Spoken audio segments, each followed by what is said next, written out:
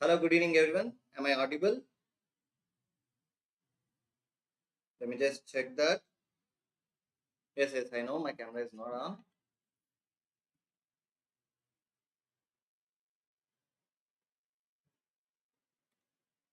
All right. So here we go.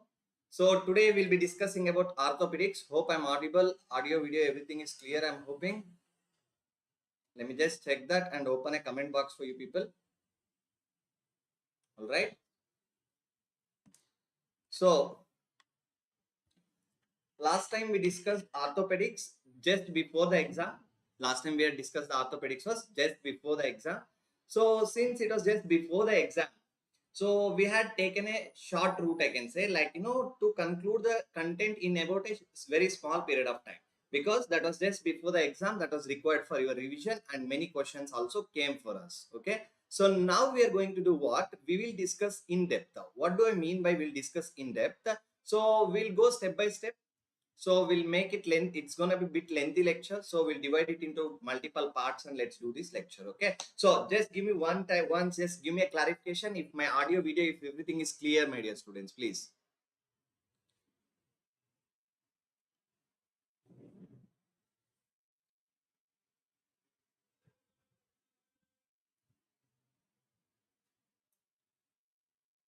Just let me check myself. Okay.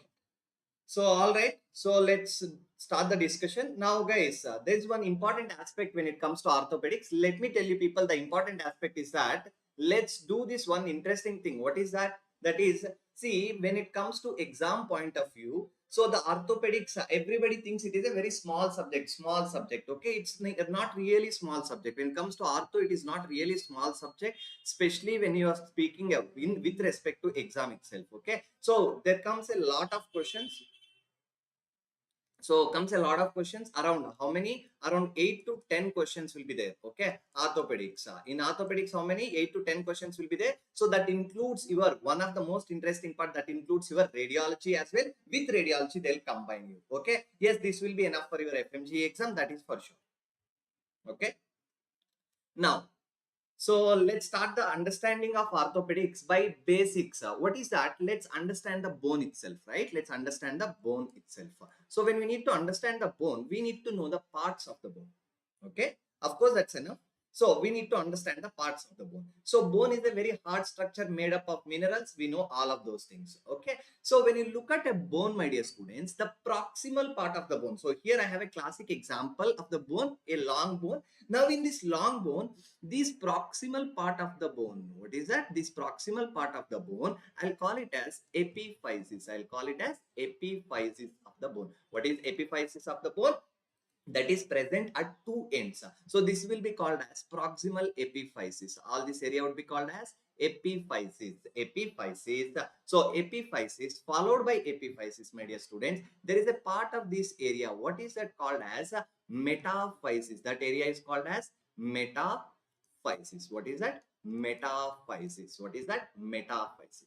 Followed by metaphysis, my dear students. Please understand, you have something called diaphysis. What is that? Diaphysis. Sir, followed by diaphysis. What is this diaphysis? Look at this. The shaft of the bone, this complete long part of the bone.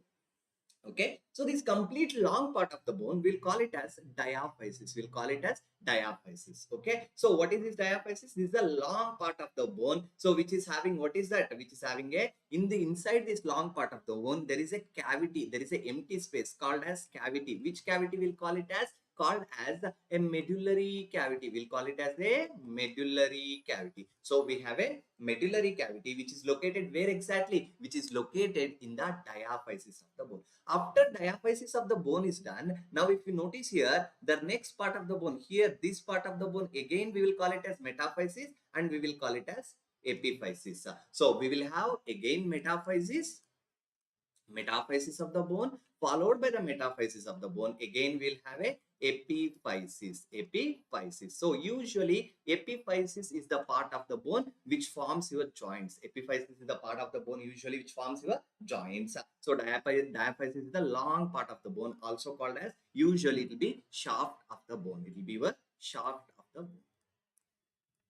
Okay, so you have epiphysis, metaphysis, diaphysis, again metaphysis and epiphysis. So if you look from top to down, so the uppermost epiphysis, we will call it as a proximal epiphysis. The any part which comes first, we'll call it as a proximal part. So it is called as proximal epiphysis, and this will be called as a distal epiphysis. This will be called as a distal epiphysis. Okay, and apart from that, we have one more important aspect. What is that? That is only your, what is that? That is your medullary cavity, where you have your a lot of bone marrow will be there, especially which type of bone marrow. So medullary cavity consists of, my dear students, yellow bone marrow, which consists of yellow bone marrow.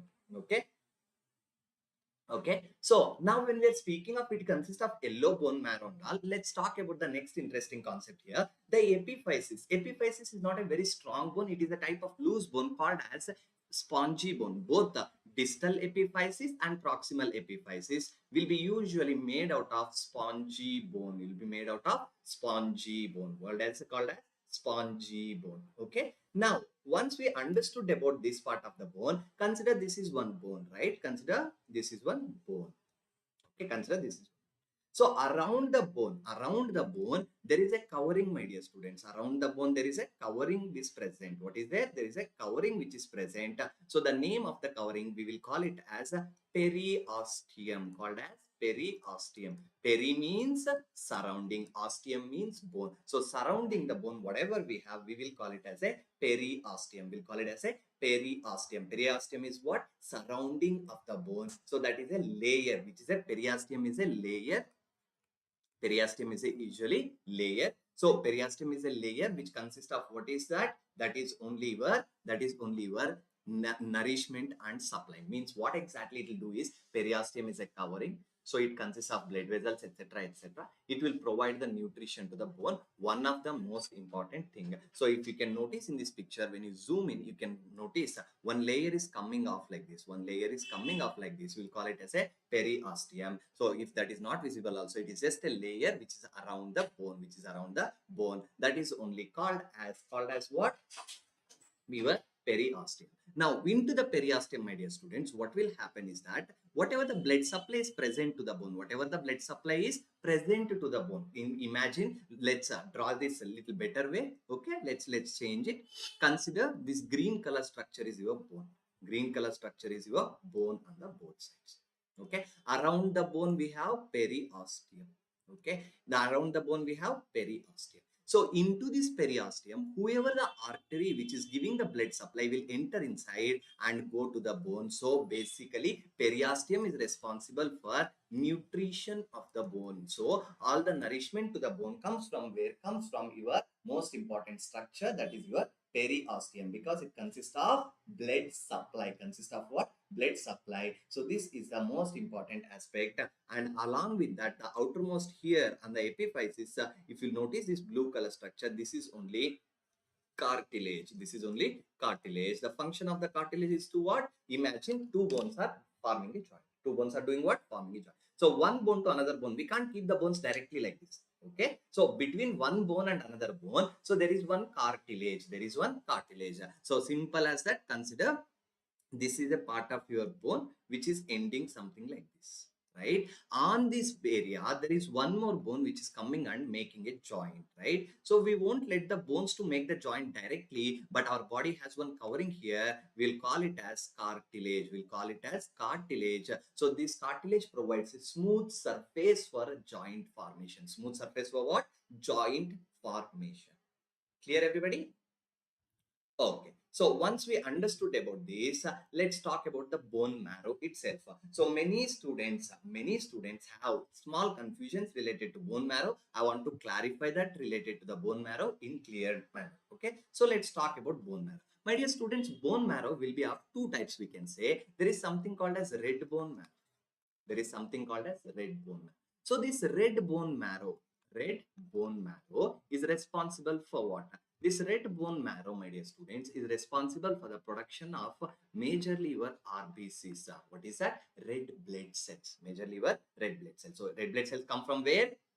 Comes from the red bone marrow. So red bone marrow will give you red blood cell. So if there is a damage to the red bone marrow, or for example, if there is a cancerous tissue originating from the red bone marrow, so in that condition, it can lead to blood cancer. It can lead to blood cancer. So apart from the red bone marrow, then we have one more important aspect. We have something called as a yellow bone marrow. What is that? Yellow bone marrow. Yellow bone marrow. So in the yellow bone marrow, what does it consist of? Yellow bone marrow, first and most important, it is located in the medullary cavity of the bone. What is that? Medullary cavity of the bone. Where it is located, guys? Medullary. So in the medullary cavity, it is having which color I said? Yellow color. So here is your, what is that? Yellow bone marrow in the medullary cavity. Now, when you look at this yellow bone marrow, it is made out of two important things. What are those two important things? One important thing is your fats. It's made out of fats. So this, remember this fats, it will become very important thing, because when we speak about fracture, the fracture complications will have the role of the fat to understand for us. It is made out of fat, and one more thing, it is made out of cells. It is made out of what? Cells. So when you look at fats and cells, usually the cells which are composed of WBCs, what are those? White blood cells. What are those? White blood cells. So white blood cells, all your WBCs come from where? Come from your yellow bone marrow's medullary cavity. Now when we speak of fats, the next question comes is, sir, how much fat is there? Right? The next question is, sir, how much fat is there? So how much fat is there? So percentage of fat is in age of decades, okay, age in decades. Percentage of fat is age of the patient in decades. What do I mean by this? For example, a person with a 70 years age, what is that? 70 years age, approximately 70 percentage will be fats. Approximate number will be 70 percentage will be fat. So if you notice this law and understand, increase of the age will lead to increase of the fats and a decrease of the cells in the bone marrow.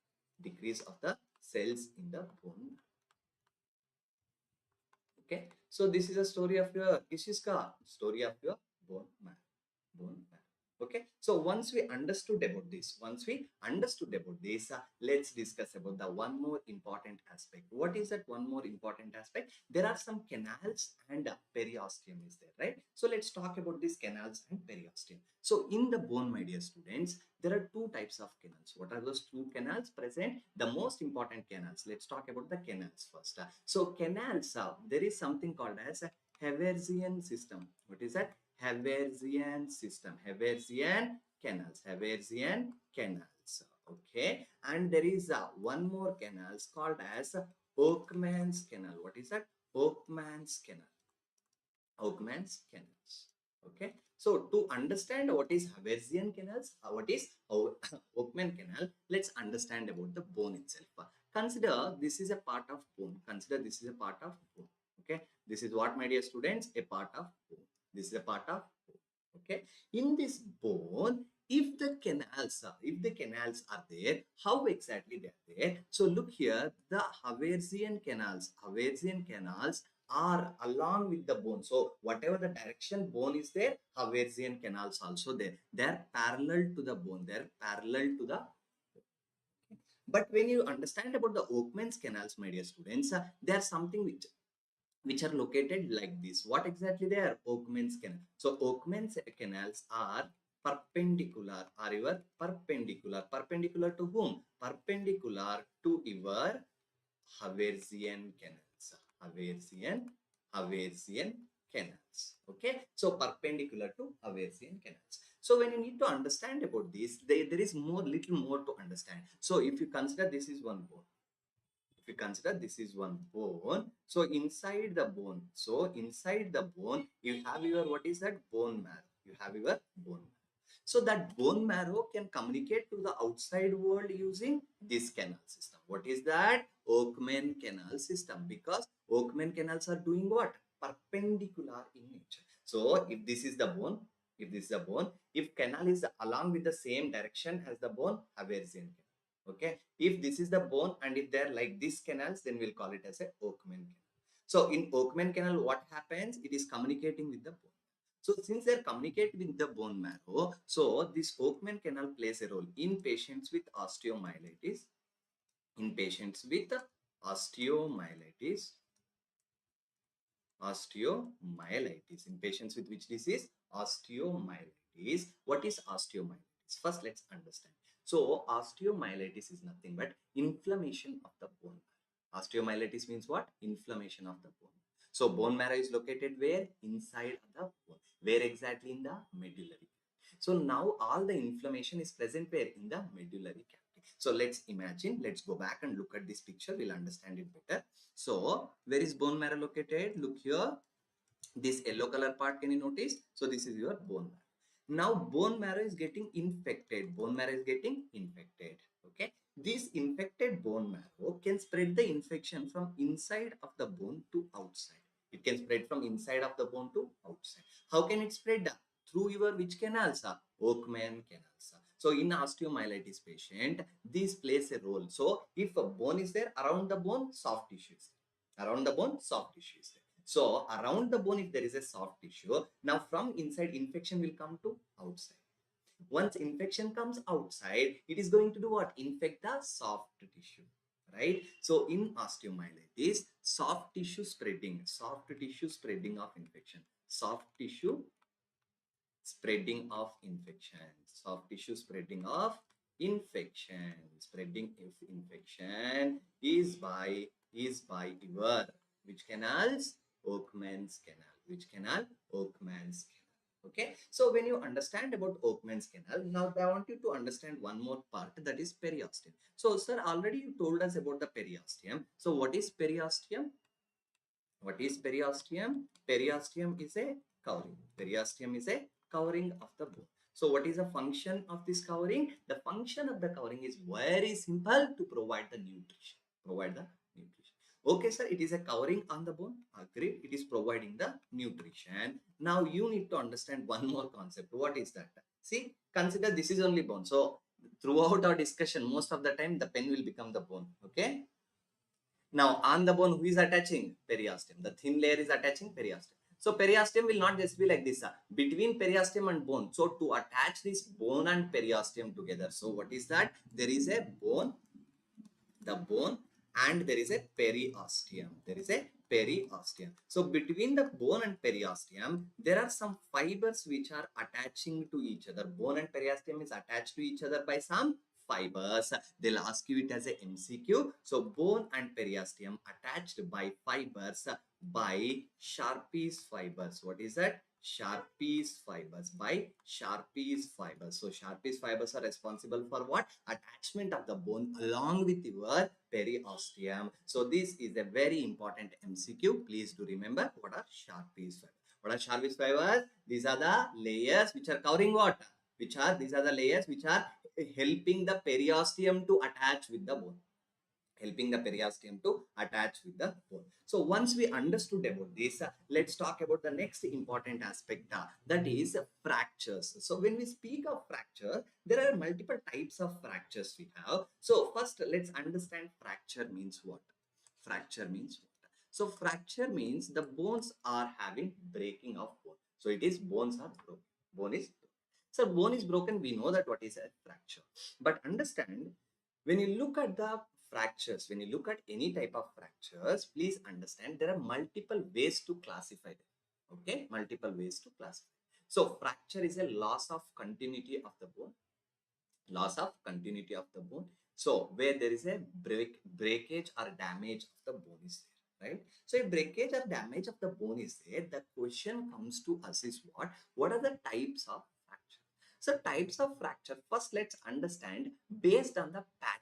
Based on the pattern of the fracture, let's look here. Based on the pattern of the fracture, we have something called as transverse fracture or traverse fracture. Transverse or traverse fracture. So if you notice very clearly here, the bone is fracture is occurring, but completely bone is fractured. Completely bone is fractured. So completely it has become into one straight bone has become into two pieces. Now there is one more possibility. So there can be just one linear fracture like this. There can be one linear fracture like this. Linear fracture.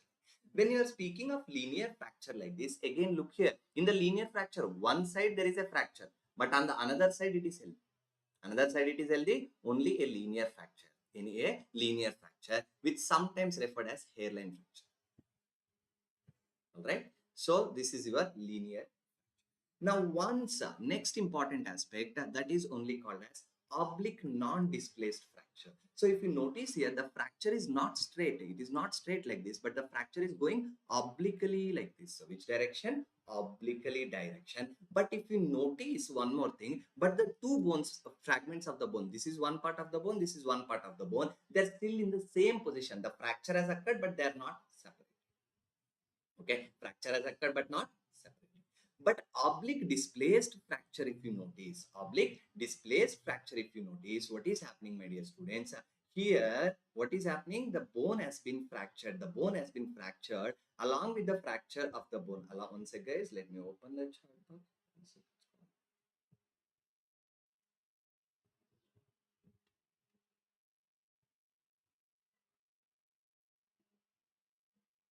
Okay, so oblique displaced fracture. So what happened? The two bones, the two fragments of the bone are separated like this. So if you can notice here, the bones have been displaced. The bones have been displaced. And the next fracture, what we have, my dear students, here is a spiral fracture. Spiral fracture, when will it occur? So spiral fracture occurs as a result of twisting force. What is that? Twisting force. Twisting force. Okay. What is that? Twisting force. Okay. That is your twisting force fracture. Okay. Means, so something like has happened. Someone's leg got stuck. For example, there is the machine, leg got stuck. The machine twisted the leg like this. Machine twisted the leg like this. Automatically, what has happened? Bone is broken. So, but that is by twisting force. That is your spiral fracture. Okay, then let's talk about the next type of fracture. What is that next type of fracture, my dear student? We have that very small slide fracture we can notice here on the lateral surfaces called as green stick fracture. Called as green stick fracture. And here, if you notice, comminuted fracture. So comminuted fracture, if you notice, the bone has broken transversely completely. Transversely completely. But if you notice here, small fragments are formed. Means small fragments, small pieces of the bone, small pieces of the bone are present. So that has become a small fragment. Okay. So this is a story of your, what is that? Fractures, classification of fracture based on, we can say, what is that? Based on your, what is that? That is your pattern of the fracture, pattern of the fracture. Okay, so when we need to understand about the fracture, what can cause the fracture? So the fractures are more majoritarily due to trauma. The causes for the fractures will be trauma. For example, trauma, okay, there can be something called as pathological fracture. There can be pathological fracture. Okay, there can be, for example, what is that? The trauma, that is road traffic accident, that comes under trauma only. Okay, now let's continue to the next part aspect. What is that? That is bone healing. So whenever there is a fracture, the bone will start to heal. So how will it heal? What are the steps of healing? Let's understand. So to understand that, before going there, what are the signs of fracture? If there is a fracture, signs of fracture. So there might be some fracture. Okay, there might be some fracture. So there will be history of road traffic accident and all is there. The most important thing is that the patient will have, so one of the most important clinical feature is pain will be there. Yes. Okay. So will that area be normal or swollen? Of course, a bone has broken, trauma has occurred. There will be swelling. There will be swelling. Now, so there can be wound also, right? Yes, wound can be present or absent. Wound can be present or absent depending on the type of fracture. Okay, so sometimes in road traffic accidents, what will happen? The fracture will occur, bone will come out of the body. Bone will come out of the body, or there can be open wound where it can expose to the soft tissues. So that can also be a sign of what is that? Fracture. And there can be most importantly, deformity will be present. Deformity can be present. Okay, so these are some important signs of fracture. A patient met with a road traffic accident, after which he developed pain, swelling, there is a wound and a deformity is suggestive of what? Is suggestive of likely fracture. Likely. There is no guarantee that always fracture is there, but high likely there is a fracture. Okay. So let's go to the next important concept, bone healing. What is that? Bone healing. So whenever there is a bone healing, immediately at the time of injury, up to first 7 days, first 7 days. So there will be only hematoma formation. So wherever there is, be it internal injury, be it external with the internal injury, be it any type of injury, what will happen? There will be bleeding, right? That bleeding will do what? Clot formation. So initial days, the first thing what you're going to have is clot formation. That is your blood clot will be present. So blood clot will be present, but is it visible on X-ray? So it is not clearly not visible on radiology. Not clearly visible on radiology. So it can be visible, but especially X-ray, it will not be visible. Maybe if you consider for some other reason you do MRI or something like that, you can find it. Okay, but hematoma usually not visible on X-ray, especially after fractures. Okay, so after the hematoma has occurred, so what will happen? Immediately your body, see, very simple logic you need to understand is that, so be it injury or damage or wound to the skin or to the bone, right? Anywhere there is an injury, there will be inflammatory response. There will be what? Inflammatory response. If there is inflammatory response, what will happen? There will be changes like hematoma, inflammation, and granulation tissue. What will be there? Granulation tissue. So granulation tissue includes of your white blood cells, fibroblast, fibroblast, okay, fibroblast, okay, and other, for example, skin tissues, etc., will come as your granulation tissue. Granulation tissue suggests you that there is a healing process going on. The healing process is going on. Then let's talk about the next one, neovascularization. What is that? Neovascularization. So neovascularization means earlier, so when there was a fracture, fracture of the bone was there. Okay, sir, if there was a fracture of the bone, it will damage the blood vessel also. It will damage what? Blood vessel also. Damage blood vessel. If there is a damage of the blood vessel, now what will happen during healing? During healing, so new blood vessel will form. New blood vessels will form. New blood vessel formation. So if there is a new blood vessel formation, if there is a new blood vessel formation, we will call it as a neovascularization. We will call it as what? Neovascularization. Okay, neovascularization. So if the new blood vessels are forming, so for these new blood vessel formation, okay, what are the factors which are required? So once the bone will start to healing will produce healing factors such as endothelial growth factors. What is that? Endothelial growth factor. Endothelial growth factor. Okay, endothelial growth factor. Now these endothelial growth factors are called as vascular endothelial growth factor, VEGF, vascular endothelial growth factor, that will go and stimulate the formation of new blood vessels. So the new blood vessels require what is that? Vascular endothelial growth factors. Okay. So since we are talking about vascular endothelial growth factor, so in the eye, so we have something called as anti-VEGF drugs. Anti-VEGF drugs. What are these anti-VEGF drugs? They're not used in orthopedic, but rather used in the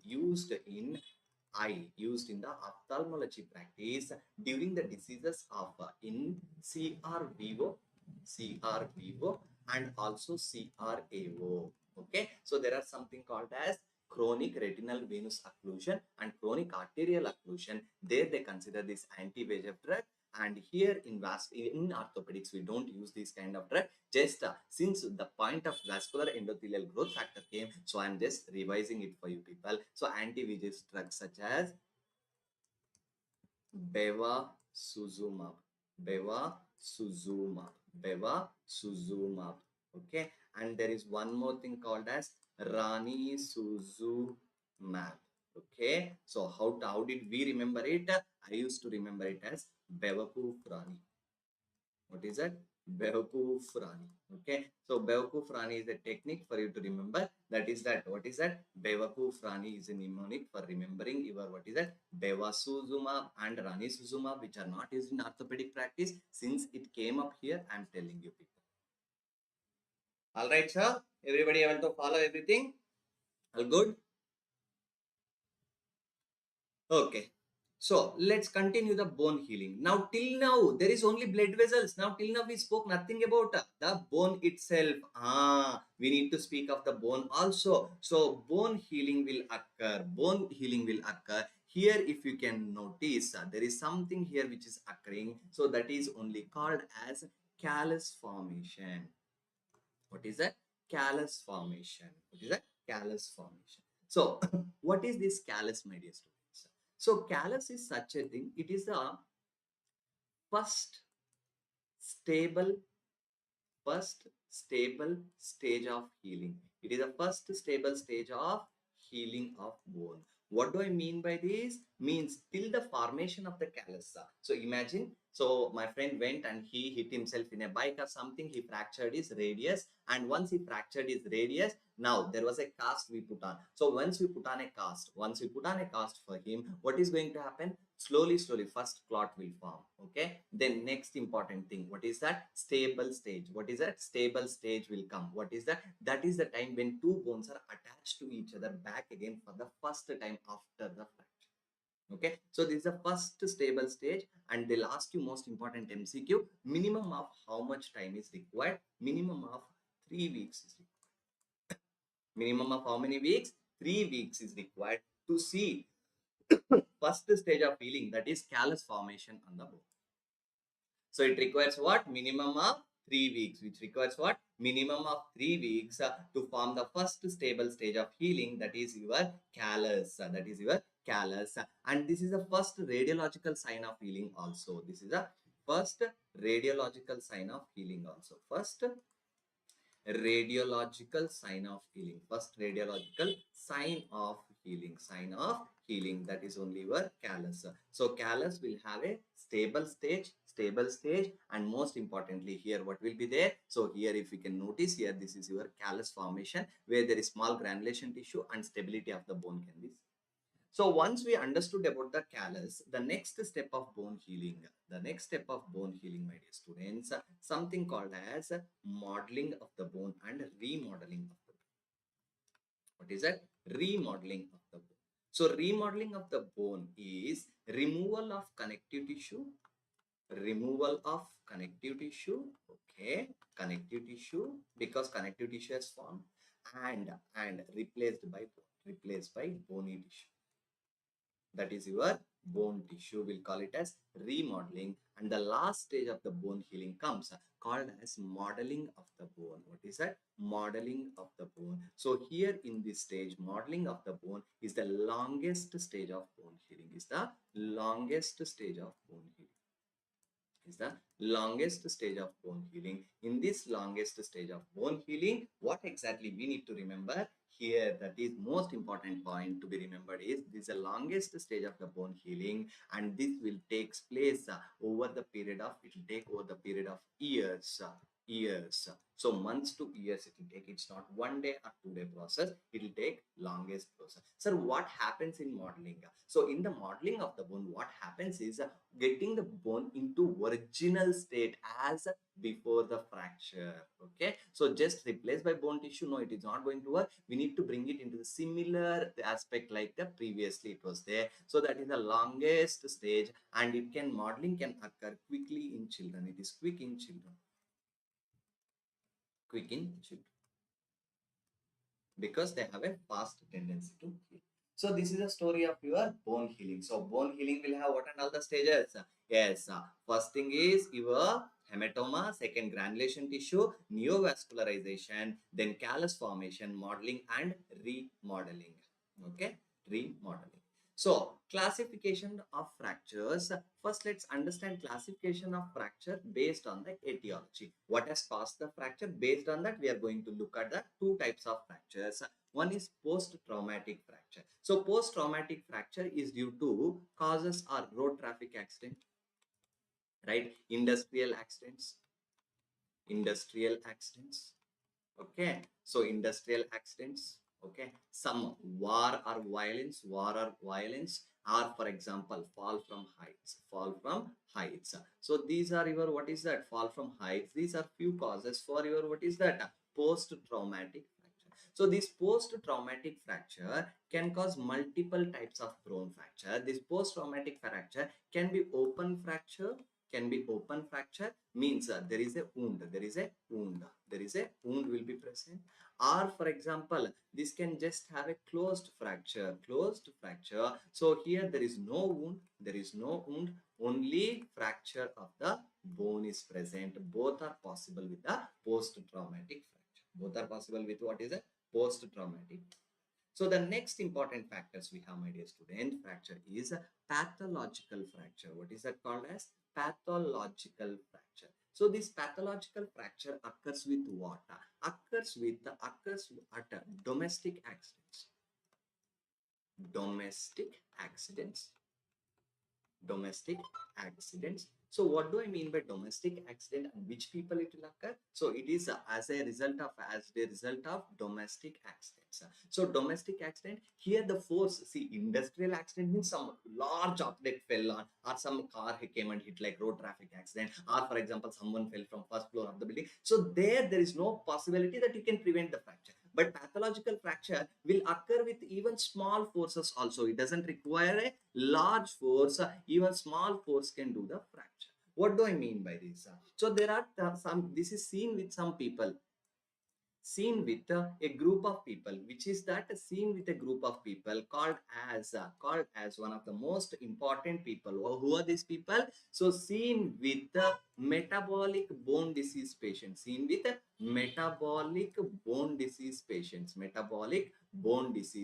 So I'll discuss about the metabolic bone disease patient. What exactly metabolic bone disease? What is the treatment? What are the types? What and all will occur? Just here I'll tell you some examples for the metabolic bone disease, such as osteoporosis. Okay, such as for example there is a osteomalacia. Okay, then for example even in the children with rickets we can consider this also comes under what is that? Metabolic bone disease. Sir, what is this small force causing the accident? Okay, very simple. For example, you're doing some small work in your kitchen, you're making something. Okay, now you hit yourself with a counter, like there was some metal object, you hit yourself by mistake.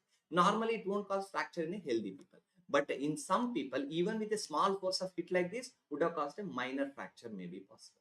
So such kind of bones, so very soft bones will be there. So in that kind of people what we get is a what is that is your pathological fracture, that is associated with your bone, that is associated with metabolic bone diseases. So once we understood about this, so the next type of fracture you can notice here. So here, my dear students, you can see the wound, right? Yes, we can see the wound. Yes, sir. Opening has occurred. Now, can you see this bone has also broken? So here we will call it as open fracture. This is a type of open fracture. Open fracture is what? There is a wound present and there is a blood is coming out from the wound, and blood is coming out and bone is also broken and it is exposed with the environment also. This we will call it as a open fracture. So open fracture whenever is there, the open fracture classification is given. The open fracture classification. Okay, so the classification of open fracture is given by something called as a Gustilo and what is that? Gustilo and Anderson classification. Gustilo and Anderson's classification.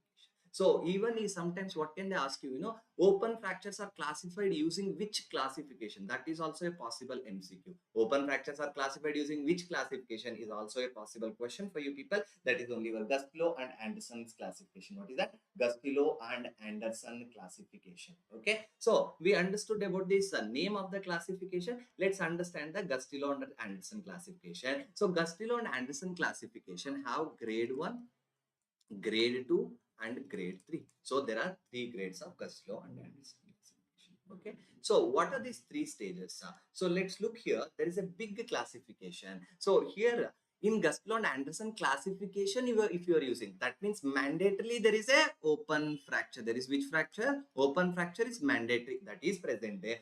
while open fracture is there. So what and all can you find? So please understand, grade 1 Gustilo and Anderson fracture will have what is that? Skin opening of the wound less than 1 centimeter.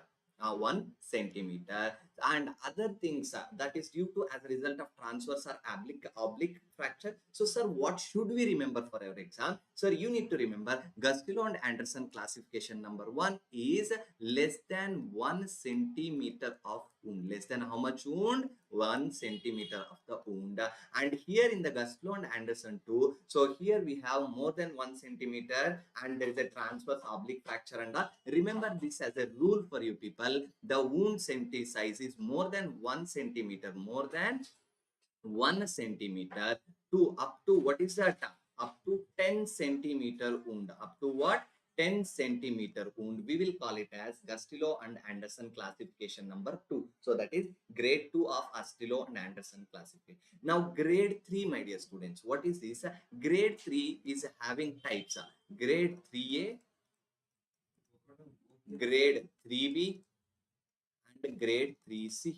Grade 3A, 3B, and so my dear students, 3A, 3B, 3C, the differences are very simple. So whatever, look here, whatever wound is there. So can you see, is there any loss of soft tissue? Soft tissue is still present.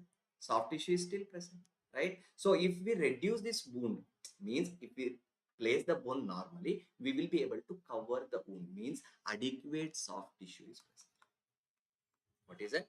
Adequate soft tissue is present. Adequate soft tissue present. If it is present, we'll call it as a Gustilo and Anderson classification 3A.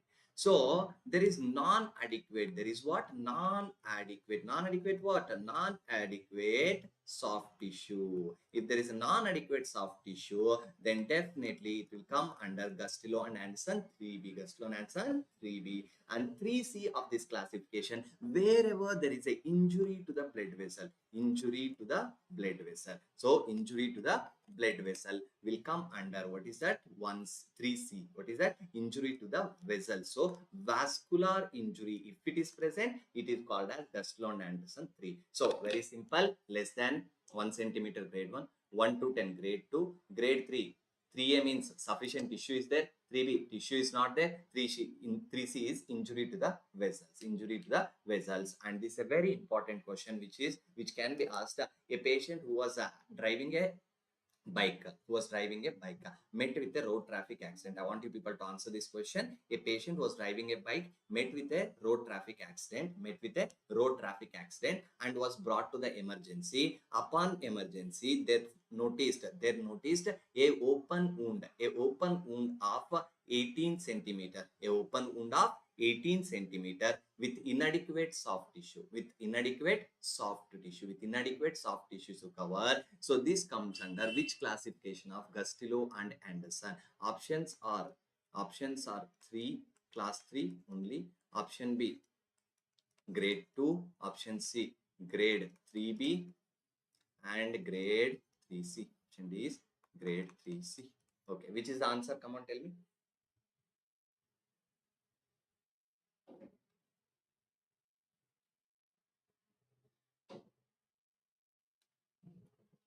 So the correct answer is, come on guys, the correct answer is very good. So it is open wound of 18 centimeter with inadequate soft tissue. So inadequate soft tissue means it is 3B. The correct answer is answer C. All right. So this is the story of your Gustilo and Anderson classification. Okay. Now let's go to the very good. Correct. You are correct. Okay, so let's talk about the next importance. What is that? I told you people, whenever there is a bone, so bone can have fracture. What is that? Bone can have fracture, but in that bone we have epiphysis, epiphyseal injury. What is that? Epiphyseal injury. Epiphyseal injury. If there is an injury to the epiphysis, then what can be encountered? Epiphyseal injury. The epiphyseal injury, my dear students, it is given by one more classification called as Salter and Harris classification. What is that? Salter and Harris classification. So Salter and Harris classification is telling you what? That is epiphyseal injuries. Okay. So how many types are there? So there are 5 types. There are 5 types. There are 5 types. Okay. So what are the 5 types of your, that is epiphyseal injury? So epiphyseal injury, first let's understand in this image. So this is your epiphysis. This is your which physis? Epiphysis. This is will be your metaphysis. This will be your metaphysis, and this one will be your diaphysis. Okay. Now, if you notice here in type 1, what has happened? Is it in the normal position or dislocated? I mean, moving, separated. So only in that, like in the type 1, separation of epiphysis. Separation of epiphysis. Okay. So in type 2, my dear students, in type 2, what is there? What is there? So in type 2, if you notice here, so there is a epiphysis. Along with epiphysis, a part of metaphysis is also got separated. So what is happening is that, so there is a type 2. Type 2 is what is that? Fracture, that is separation with part of metaphysis. With part of metaphysis, you'll call it as Salter and Harris type 2. Salter and Harris type 2 means, so what will happen? This completely, actually this would look approximately like this. So this complete fracture will be. So here there is a fracture of epiphysis, along with that a part of metaphysis, along with a part of metaphysis. So type 3 is what? Type 3. So there is a separation of, there is a fracture of your epiphysis, but it has become into 2 pieces. So this is only your type 3. So here what has happened? Epiphysis itself broken. Epiphysis into pieces. Epiphysis is broken into pieces. Okay. Now if you go for type 4, so type 4, my dear students, what is there? That is only your most important thing. That is epiphysis and metaphysis. Both are separated. What is there? Both are separated. Epiphysis and metaphysis both are separated. Okay. So these are the most important, separated into with fragments. Okay. So that is only your, what is that? Type 4. Okay. So no need of type 5 for you people. You need to remember 1, 2, and 3, 4. So type 1, 2, 3, 4 is the classification of your Salter and Harris. But for your exam, till now, there was never questions asked based on Salter and Harris classification. So you can actually remember epiphyseal injury is classified based on the Salter and Harris classification of bone fracture. Bone fracture. Okay. So let's go to the next important. So we have some fractures. So they are called as fracture eponyms. What is that? Fracture eponyms. Eponyms are also called as eponymous fractures. What is that? Eponymous fracture. So what is this eponymous fracture? So eponymous fracture are such type of fracture. These are named after some person.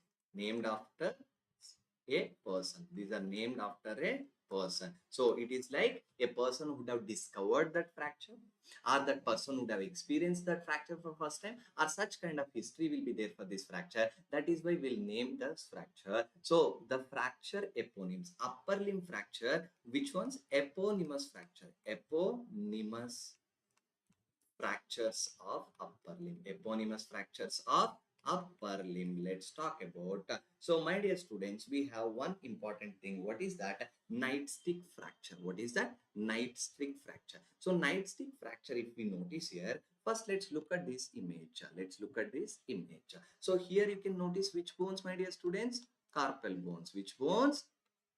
Carpal bones. So if carpal bones is there, this is the distal part. This is the distal part. Okay. And here you can notice what is that? Elbow. Here you can notice elbow joint. Okay. Now, once you do look at this, let's talk about the next important aspect.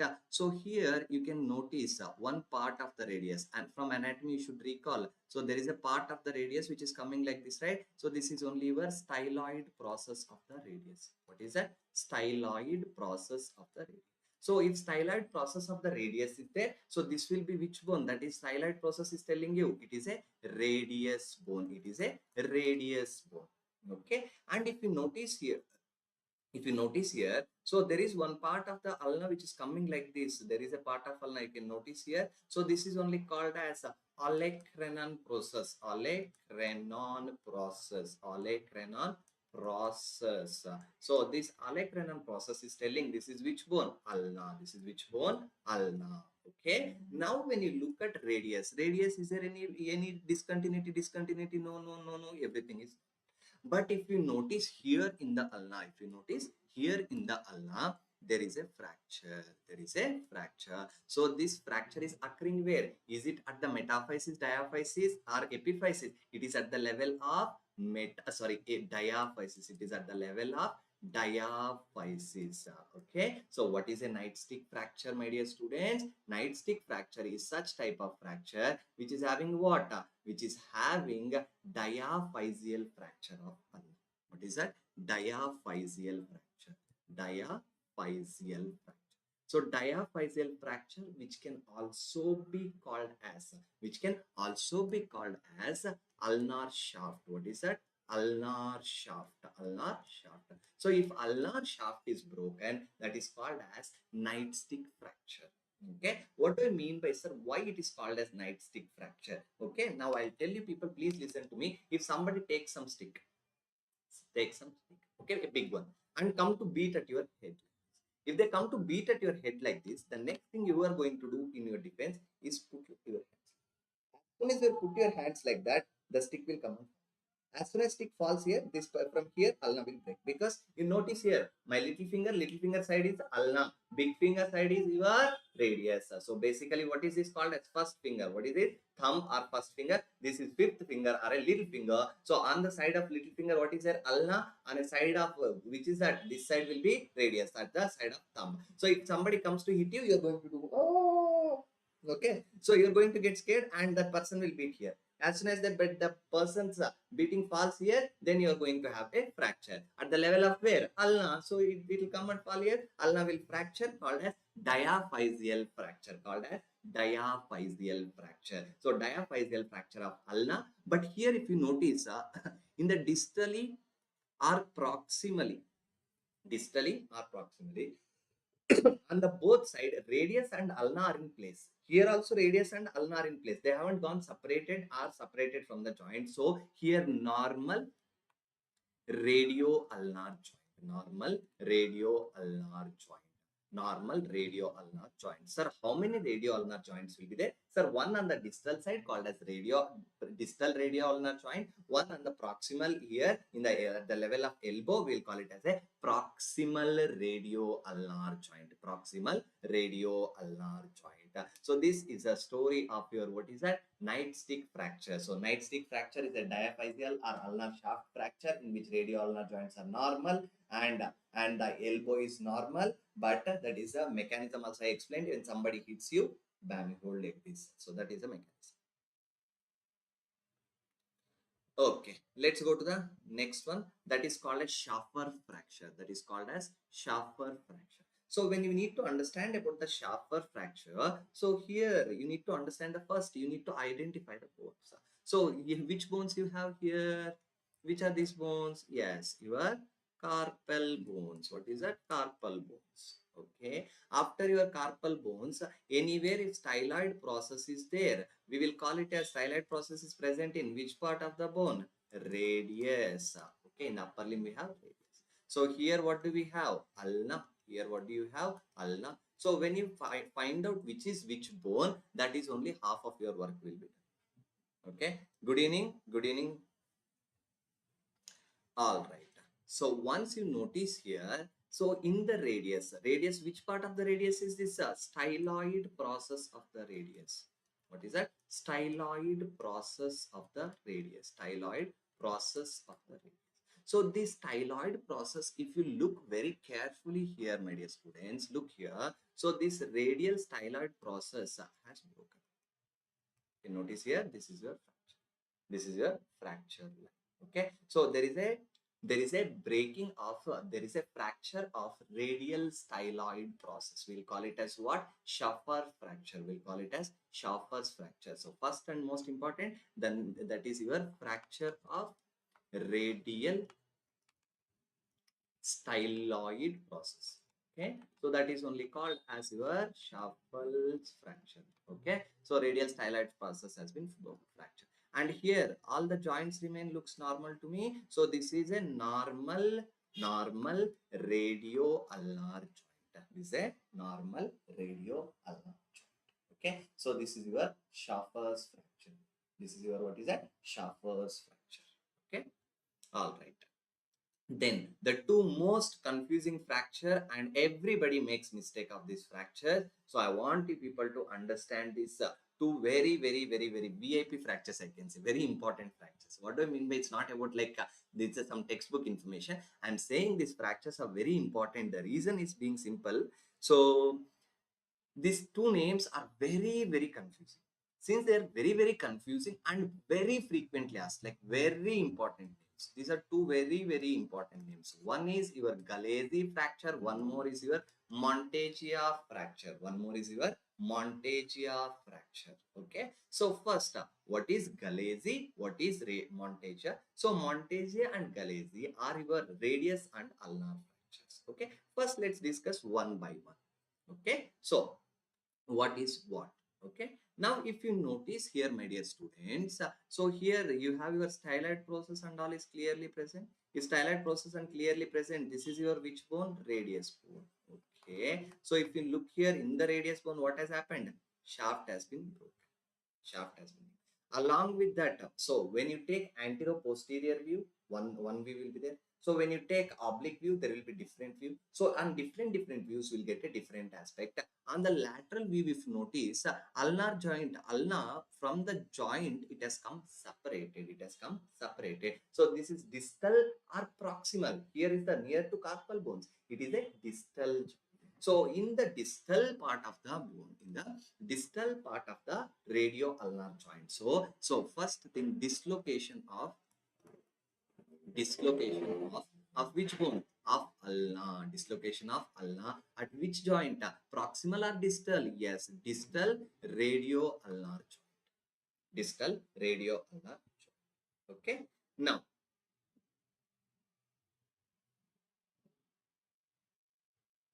yes, that is a good technique to remember. That is a good technique to remember. But if you don't know what has happened to joints, then it will become a different. That's a very good technique to remember. Okay. All right. So here, if you notice here, the radius has fractured. So which radius? Distal shaft. Distal fracture of which bone? Radius. Of which bone? Radius bone. So distal fracture of the radius along with the dislocation of distal radio-ulnar joint, we call it as Galeazzi. We call it as Galeazzi.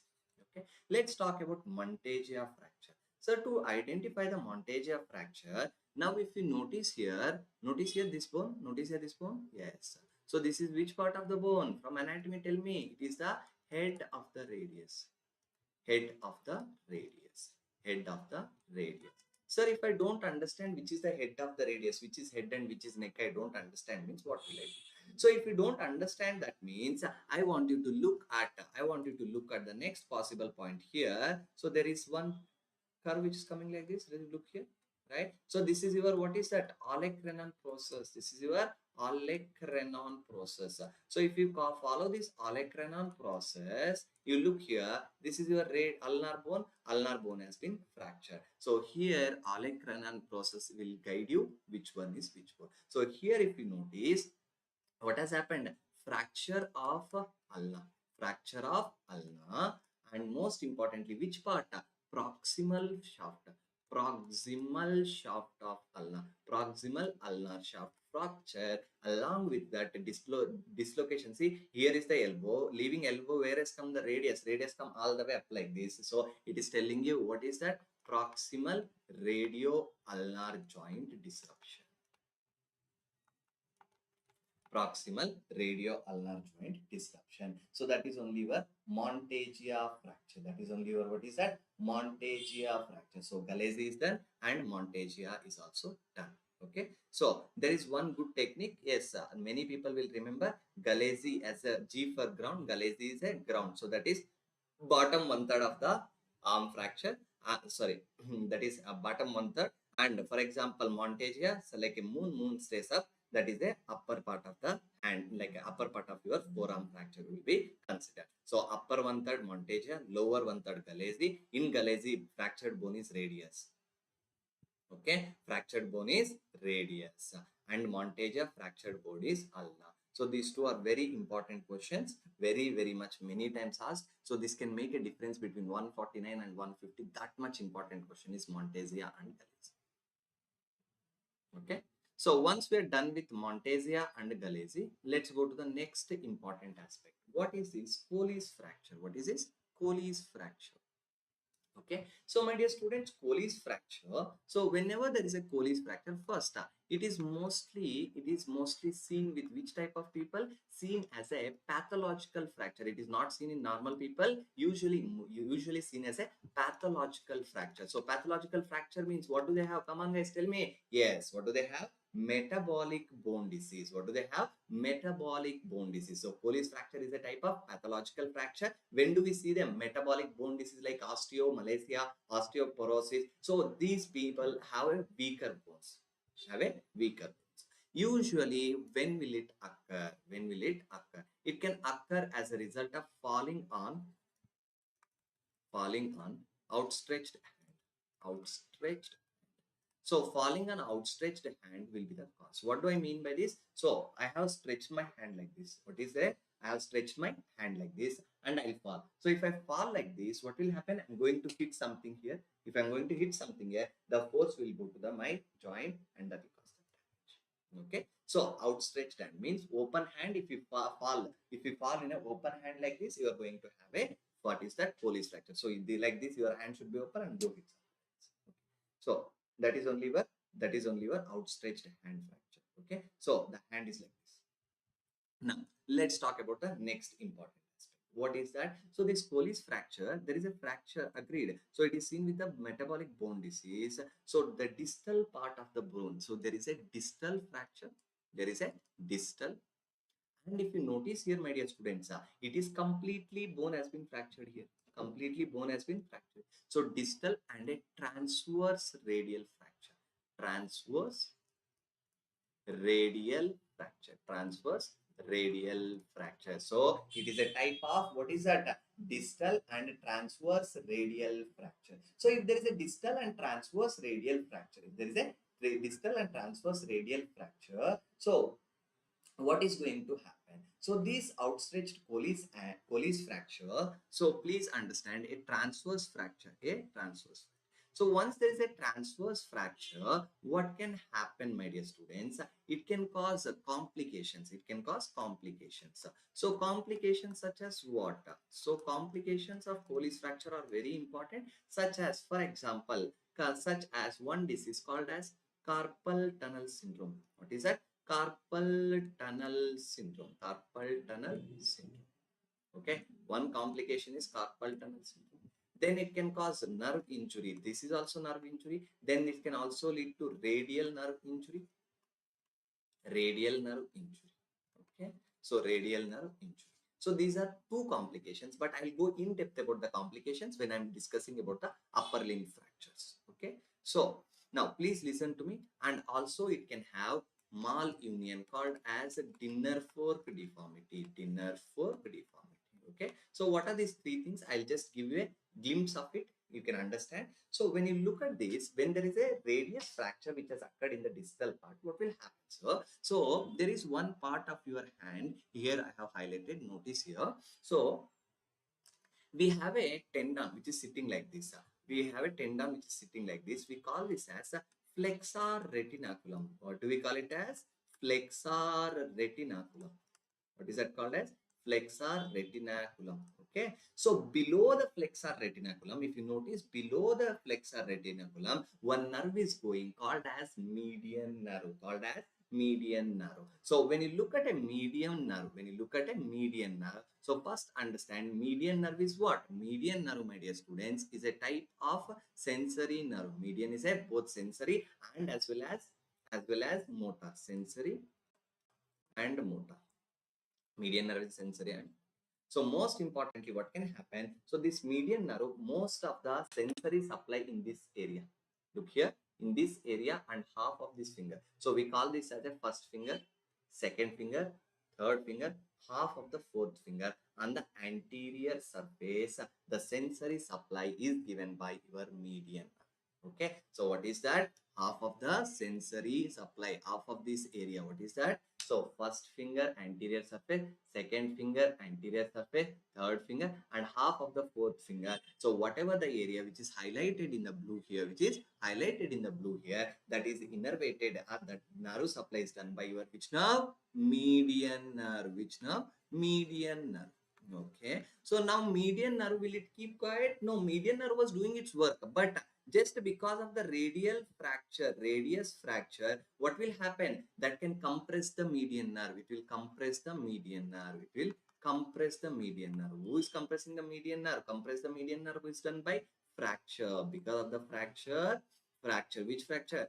Colles fracture. So compress the median nerve. Median nerve. So median nerve is compressed, because of which patient will start numbness in this area. Which area? Numbness in this area. Only areas where median nerve is innervated. So patient will complain numbness in the anterior surface of first finger, second finger, third finger, and half of the fourth finger. All this area he will have numbness and also even tingling sensation. Even tingling sensation can be present. So if tingling sensation and all is present, then what is the treatment? Usually the treatment is surgical treatment. The treatment will be surgical treatment. And here also we can have radial nerve injury leading to wrist drop deformity. It's called as wrist drop deformity. Okay. And this bone, because since it is a type of pathological fracture, union and healing will not occur quickly. If in union and healing will not occur quickly, it will create a deformity in the hand. So which you can notice here, as if it is looking like a fork, that is dinner fork. It is looking like a dinner fork. So these are the sharp parts of the like fork are like a fingers. So we'll call it as a dinner fork deformity, which is that, repeat, dinner fork deformity. Dinner fork deformity. What is that? Dinner fork deformity. Dinner fork deformity occurs with which fracture? Colles fracture. Occurs with which fracture? Colles fracture. This has been asked many times. So please remember three important complications: radial nerve injury, carpal tunnel syndrome, dinner fork deformity. All three of them are caused by which injury? Colles fracture. Colles fracture occurs because of what? Occurs because of, yes, one is the outstretched hand in a pathological bone disease patient. We can have, what is that? That is your dinner for deformity. Clear, everybody? So this is some important named fractures in the upper limb. So what are the named fracture? Monteggia, Galeazzi, right? Then you have your Colles fracture. Then you have your, what is that? That is your Schafer's fracture and nightstick fracture. Among with these, last every year for since last 2 to 3 years, there'll be one or two fractures which have been asked, and many students make mistake in Monteggia and Galeazzi, and complications of your Colles fracture have been asked. So this is a story of your, what is that? Upper limb named fractures only. Okay, then we'll go to the other parts, low named fractures, such as our lower limb fracture, and we will go to the other parts of the body after taking a small break. Okay, so we'll come back in around 6:20 it is. So we'll come back by 6:40. Take a break till 6:40. Okay.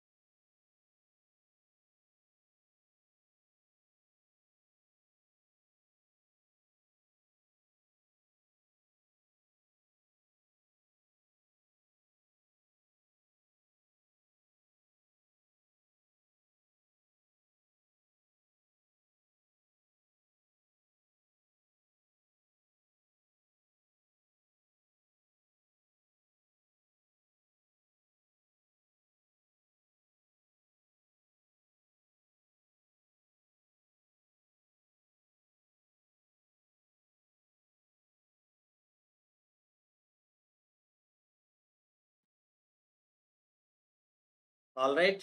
So let's start the discussion. Hope I'm audible. Let me just check that. We'll start the discussion. We'll continue. So far, what we discussed, my dear students, is about your what is that? Fractures which were in the upper limb. Only which type of fractures we discussed? Eponymal fractures. What is that? Eponymal fractures. So once we are done with the eponymal fractures, let's continue to the eponymal fractures in the lower limb. Eponymal fractures in the lower limb. Okay. All right. So when we want to discuss about eponymal fractures in the lower limb, I was just setting up this thing live. Okay. Now look here. When we need to talk about the eponymal fractures of the lower limb, let's start with one basic understanding. So let's understand which are the fractures here, what and all will be there. First, let's look at the basic anatomy, right? So all of us know that this is the foot's big toe. So big toe will be on the medial side. Big toe will be on the medial side. On the medial side, you also have which bone? Tibia. Also have which bone? Tibia.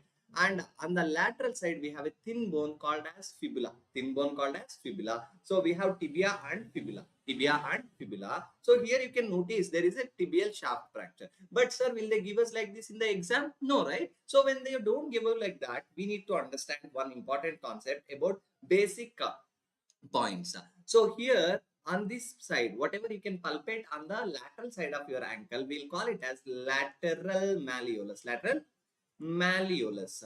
Okay. On the medial side, whatever you can find, medial malleolus. Medial malleolus. Okay. Because we can have malleolus fractures. We can have malleolus fracture. So when we need to talk about the lower limb fracture, let's start with the first and most interesting fracture called as bumper fracture, dear students. What is that? Bumper fracture. So bumper fracture, actually how it occurs, you need to be very clearly understanding, because many people will think it is a fibular fracture. No, it is a fracture of tibia. Actually, it is a fracture of tibia. So what happens in a bumper fracture? Let's understand. Okay. Now imagine you are walking on a road. You are walking on a road. So when you are walking on a road like this, a car comes and hits you. Like, not you.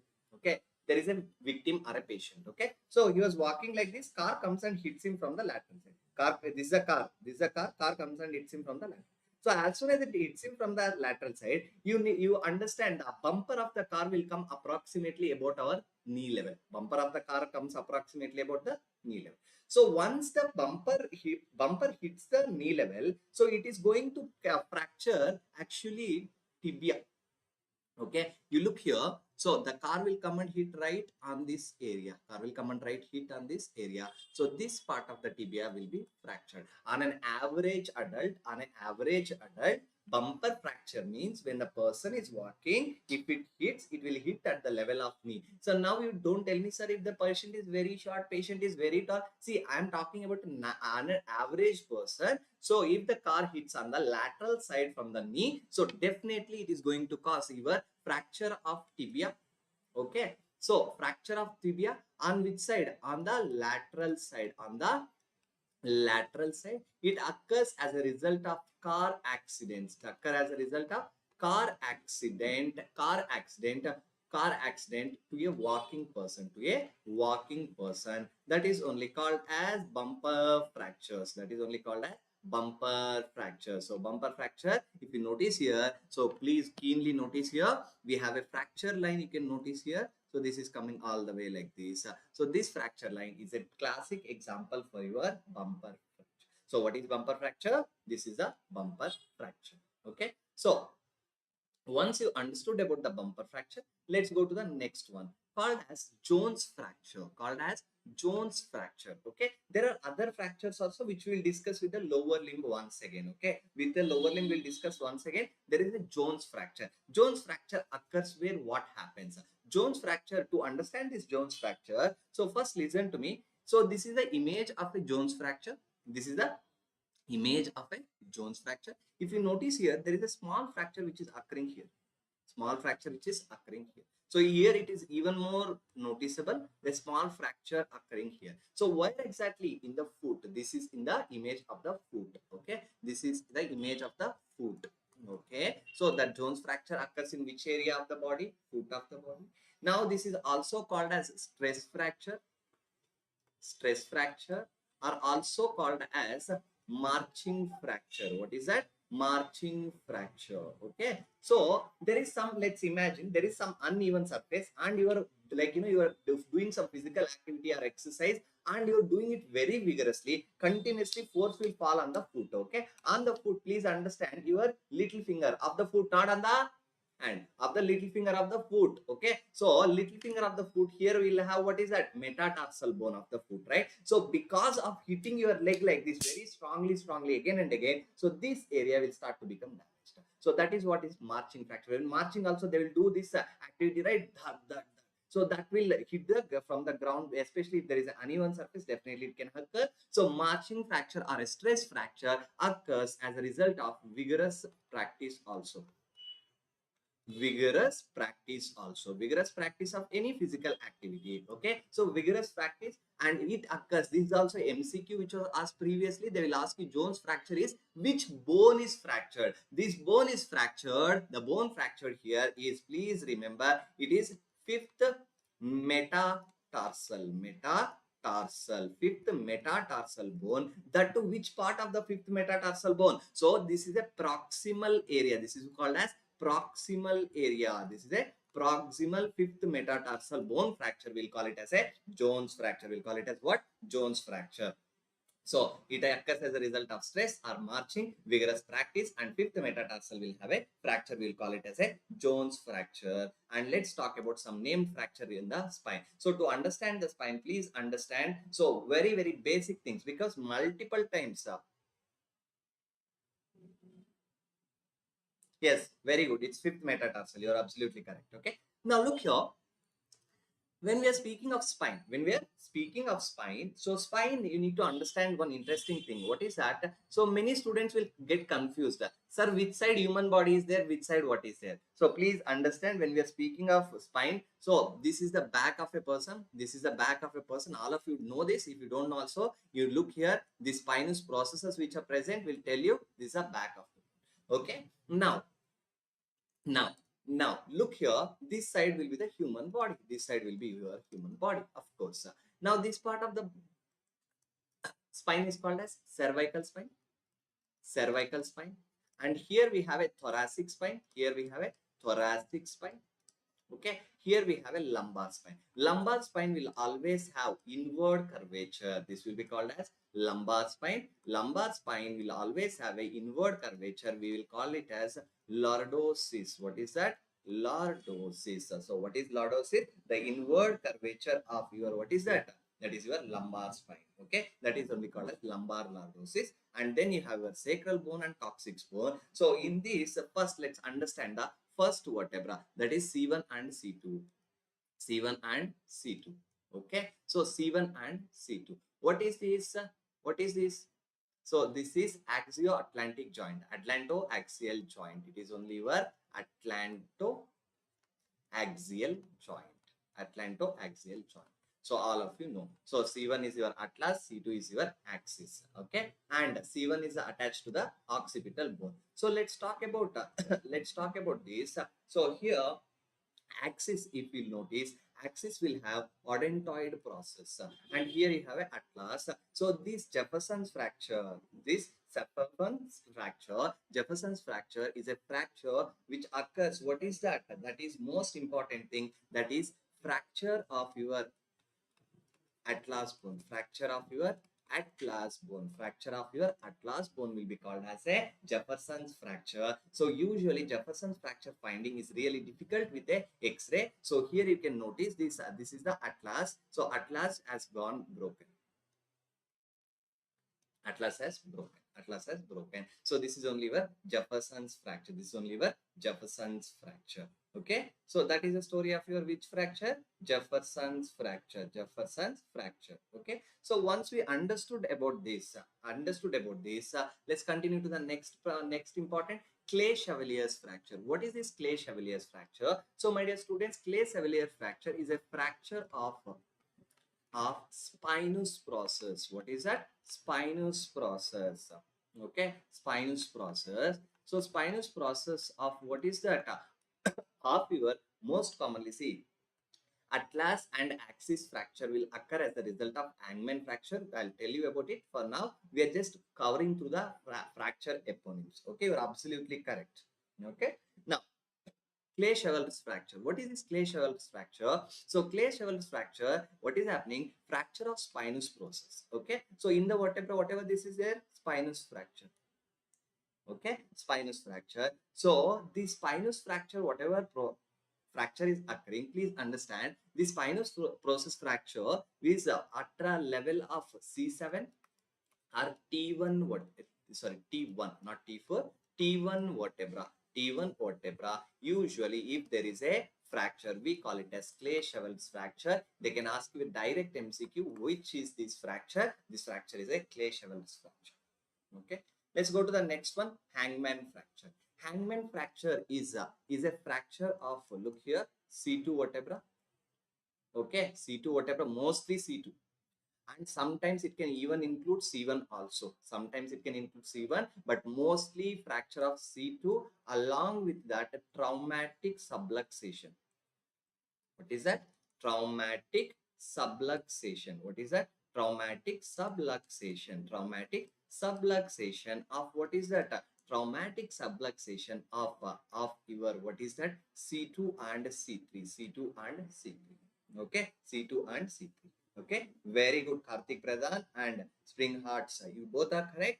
And here, if you notice, there is already some orthopedic procedure which is done for this patient in this particular aspect at the level of C7 and T1 also. Okay, so first understand, sorry, C6 and C7 level, there is some orthopedic implants which can be associated, but that is your C2 and C2 and C1 sublux, C2 and C3 subluxation. I'm sorry, C2 and C3 subluxation. What is subluxation? Many students will get confused about this also. Subluxation means a slight, see, complete dislocation means that is dislocation of a joint. A slight, it's not a complete dislocation, slight disbalance of the bone, we can call it as a subluxation. So basically, one bone is going over another bone like this, right? So that is only where hangman's fracture. That's only where hangman's fracture.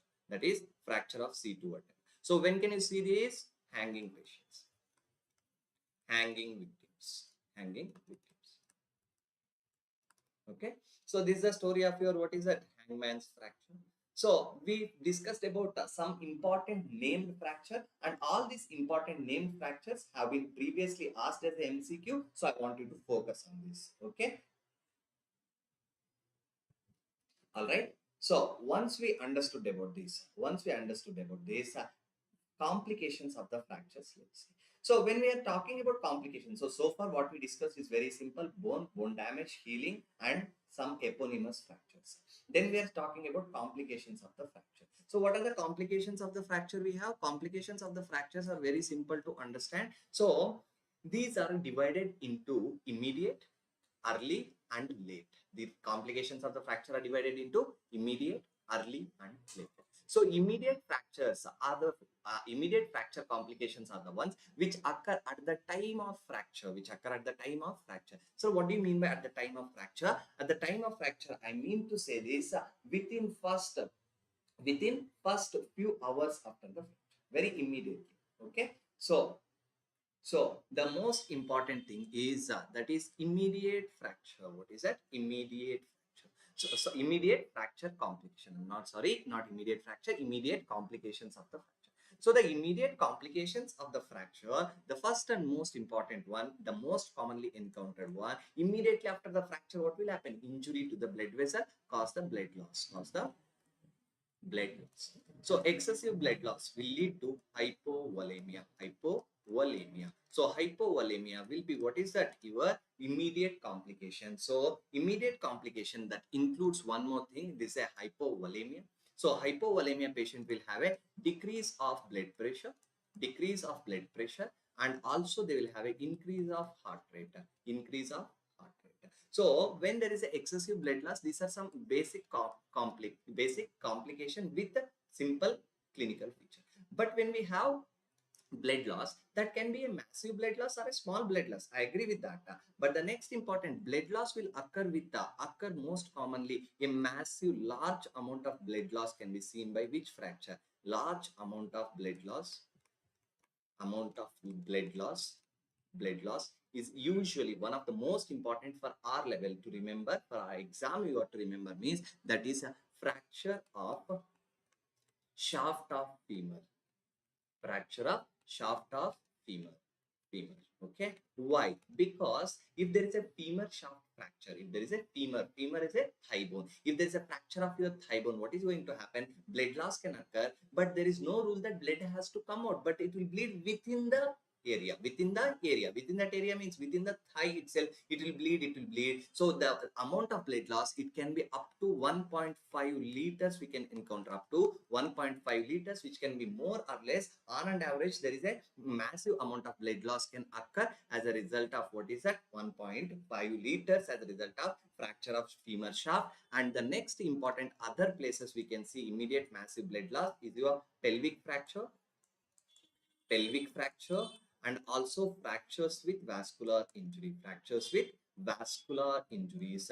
We can have, what is that? That is your large amount of blood loss. So when we look at a large amount of blood loss, what is the treatment for the blood loss? So what you are going to do, the treatment is, the first and most important treatment always IV fluids. IV fluids. Along with IV fluids, you can also consider fresh frozen plasma.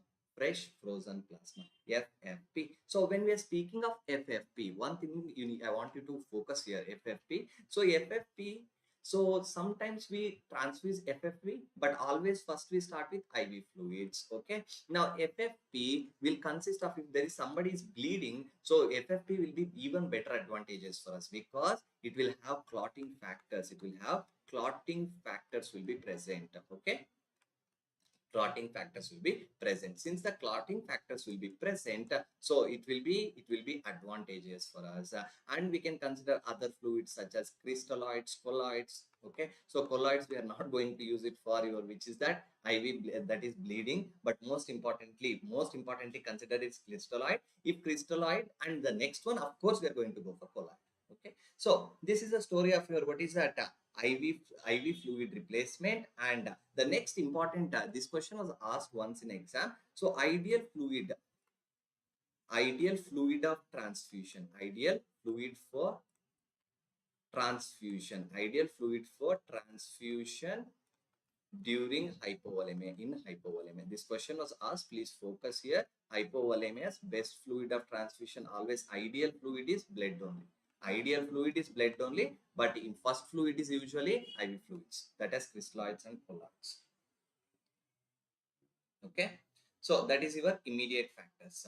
So immediate factors of complications. Then let's get to the early complication, which usually occurs within the first 72 hours of the fracture. Okay, so the first and most within usually less than up to 72 hours after the fracture. So usually it can go even little bit more, that is fine, that comes under early only. But early complication, the first early complication which you encounter is ARDS. What is that? ARDS. What is ARDS, my dear students? Called as acute respiratory distress syndrome. What is that? Acute respiratory distress syndrome. Okay. So what is this acute respiratory distress syndrome? So at the end of the session, definitely I will teach Gustilo classification once again. Gustilo and Anderson only, right? Gustilo and Anderson classification is the classification. I'll just finish it right now. Gustilo and Anderson classification. I'll just get to that, this thing. I'll just, no need of that also. I'll just explain this. Gustilo and Anderson classification is a classification used for grading of, what is that, of your open fracture. So Gustilo and Anderson classification is, fracture is always present, of course. Along with the fracture, if the wound size is less than 1 centimeter, it is grade 1 Gustilo. If wound size is between 1 centimeter to 10 centimeter, 1 centimeter to 10 centimeter, then we will call it as 1 to 10 centimeter. We'll call it as what? That is only called as Gustilo Anderson 2. Now, the Gustilo Anderson, again, listen to me, 1 to 10 is grade 2. Now, understand, Gustilo Anderson is used for what? Open fracture. Open fracture means all the soft tissue, subcutaneous tissue would have come out. right? So if subcutaneous tissue is damaged and there is no tissue is left out, imagine there was some crush happened, there was some deglove injury occurred, there is no tissue, enough tissue to cover that wound. That wound is not able to get covered. Okay, so that is about the grade 3. So grade 3, if you are able to completely cover the wound, grade 3. If you are able to cover the wound, grade 3. If you are not able, that there is no enough tissue to cover that wound, then we'll call it as grade 3B. If there is a injury to the blood vessel with any of the sized wound, we will call it as a grade 3C. So 1 is less than 1 centimeter, 2 is 1 to 10 centimeter, 3 is based on the tissue and vascular injury. Adequate tissue is there, 3A. Adequate tissue is not there, 3B. With any sized wound, if there is vascular injury, 3C. That is your Gustilo Anderson classification. Okay. All right. All right. So ARDS. So ARDS, my dear students, please listen to me. So I think I hope I cleared it. So ARDS, very easy to understand. What is this? Acute respiratory distress syndrome. Acute respiratory distress syndrome is not just because of fat embolism, but it has other things also. Okay. So ARDS, if the patient is having a polytrauma, patient is having what? Polytrauma. Okay. So this polytrauma, what will happen? Multiple areas of injury. If there is a multiple areas of injury, your body will give inflammatory response. It will give inflammatory response. Inflammatory response. So body will give, what is that? Inflammatory response. Okay. So if inflammatory response will occur, all the inflammatory mediators are released. All the inflammatory mediators are released. Inflammatory mediators are released. Now these inflammatory mediators will go and act directly on damage directly what is that? Directly vessels. Which vessels? Small vessels of the lung. Small vessels of the lung. So once vessels are damaged in the lung, now your lung will do what? Vessels will allow the fluid to come out. So from the blood vessels, what will happen? Leakage of fluid. So leakage of fluid will occur where? Leakage of fluid will occur into the lungs itself, into lungs. Leakage of fluid will occur into lungs. So once the leakage of fluid will occur into lungs, what will happen? So please listen to me. So leakage of fluid will occur. So all the fluid will occur. So automatically there is a decrease of oxygen exchange, O2 exchange. O2 exchange will not occur because all the fluid has accumulated. If fluid accumulates, now the respiratory membrane thickness will become increased. Because of increased thickness of respiratory membrane, decrease of oxygen exchange, leading to decrease of SpO2. If your body don't have SpO2, if your body don't have enough amount of oxygen, what are the clinical features you are going to get? Let's understand. So that will lead to decrease of SpO2. Okay. So whenever patient is having ARDS, what are the clinical features of ARDS? So clinical features of ARDS will have, what is that? The first and most important, decrease of saturation. SpO2 will be reduced. Okay. The patient will have increase of respiratory rate, and all the fluid is accumulated in the lung. So it will have, what is that? Yes, that is difficulty in breathing. Difficulty breathing. Okay. And automatically your heart rate is also increase of heart rate. Okay. So increase of heart rate. But hypercapnia will not be immediately seen. Hypercapnia, why? Because the thickness of the membrane, respiratory membrane, does not depend about the carbon dioxide exchange. Carbon dioxide can go out, but oxygen is not able to go in. Hypercapnia is not a mandatory symptom with ARDS. Okay. Now let's get to the next important. So on a chest x-ray, what will be there? So there will be diffuse infiltrates. So what do I mean by diffuse infiltrates? Very simple. All over the lung fluid has accumulated. All over both the lungs fluid has accumulated. So that will create one appearance that is called as bat wing appearance. Please remember, bat wing appearance. Now you can tell me, sir, no, bat wing appearance is seen with pulmonary edema. Please don't get scared. Both of them are similar type of condition with a different type of origination. So pulmonary edema is caused by your, what is that? Heart disease. Because of heart failure, if the excessive fluid accumulates in the lung, called as pulmonary edema. If ARDS is there, that means it is non-cardiogenic pulmonary edema. ARDS is what? Non-cardiogenic pulmonary edema. So non-cardiogenic pulmonary edema, whenever it is there, please listen to me, that will also create fluid accumulation, battling appearance. ARDS will also create which appearance? Battling appearance. So do not get confused or do not get panicked while you see this thing. So very, very simple logic. In both of the cases, battling can be seen because fluid has been accumulated. So that is the story of your, what is that?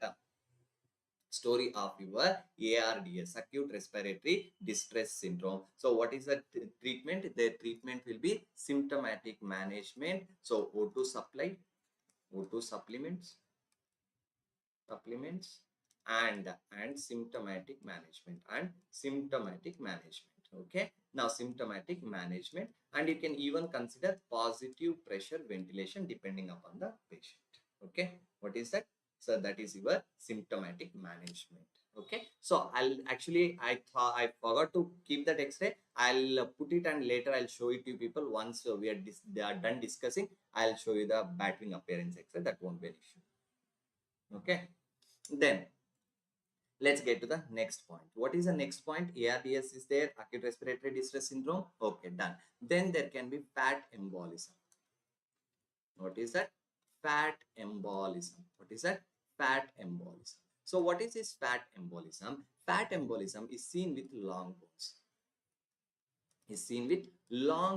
Fractures. So what do I mean by long bone fracture? Starting of the lecture. Okay, starting of the lecture. What did I tell you? Starting of the lecture. The bone marrow, yellow bone marrow consists of, what is that? Yellow bone marrow consists of your fats. Yellow bone marrow consists of your fats. Okay, so yellow bone marrow which consists of fats. So that fats, whenever bone breaks, that fats will, so what will happen? Long bone fracture, the bone marrow will have fats, the fats will enter the circulation. Fats enter veins, okay. So they will go to pulmonary circulation. They'll go to pulmonary circulation.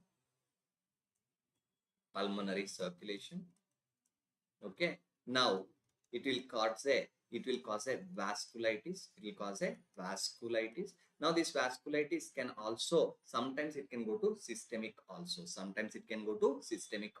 That is called as paradoxical embolism. Now you might be thinking, sir, from the veins it will go to pulmonary circulation, it has to get struck. Maybe very small things can get passed through, that also can go to brain also sometime, but majority it will be in the lungs only. It is struck in the pulmonary circulation, creating a vasculitis. And on the X-ray, same thing. On the X-ray, here it is not the battling appearance, rather it is called as snowstorm appearance, okay. So I will discuss this both X-rays when we are finishing the class, or at the next class I will discuss this, okay. Don't worry about this. So on the X-ray, snowstorm appearance. What is that? Snowstorm appearance, okay. That will be seen on the X-ray. Again, what will you do, sir? Symptomatic management. What you can do? Can you open the lung and can you take out one drop of fat? I will take it out. One more drop. Can you take it out? No, you can't do any surgical intervention here. Symptomatic management. What is that? Symptomatic management. All right. So this is a story of your fat embolism. What is that? Fat embolism. So that finishes your, what is that? That is your early complications, that is fat embolism. Let's get to the next early complication, okay. Next early complication is one of the most important thing which you need to remember, called as crush syndrome. What is that called as? Crush syndrome, okay. Crush syndrome. So what is this crush syndrome? Crush syndrome is not the syndrome what you get when you see your crush, okay. So when you see your crush, whatever you feel, it is not crush syndrome, okay. That is your feeling towards your crush. So then what is this crush syndrome then? So crush syndrome is nothing but it occurs with the crush injuries, okay. So what is this type of crush injuries? My dear students, crush injuries, you need to understand one simple concept.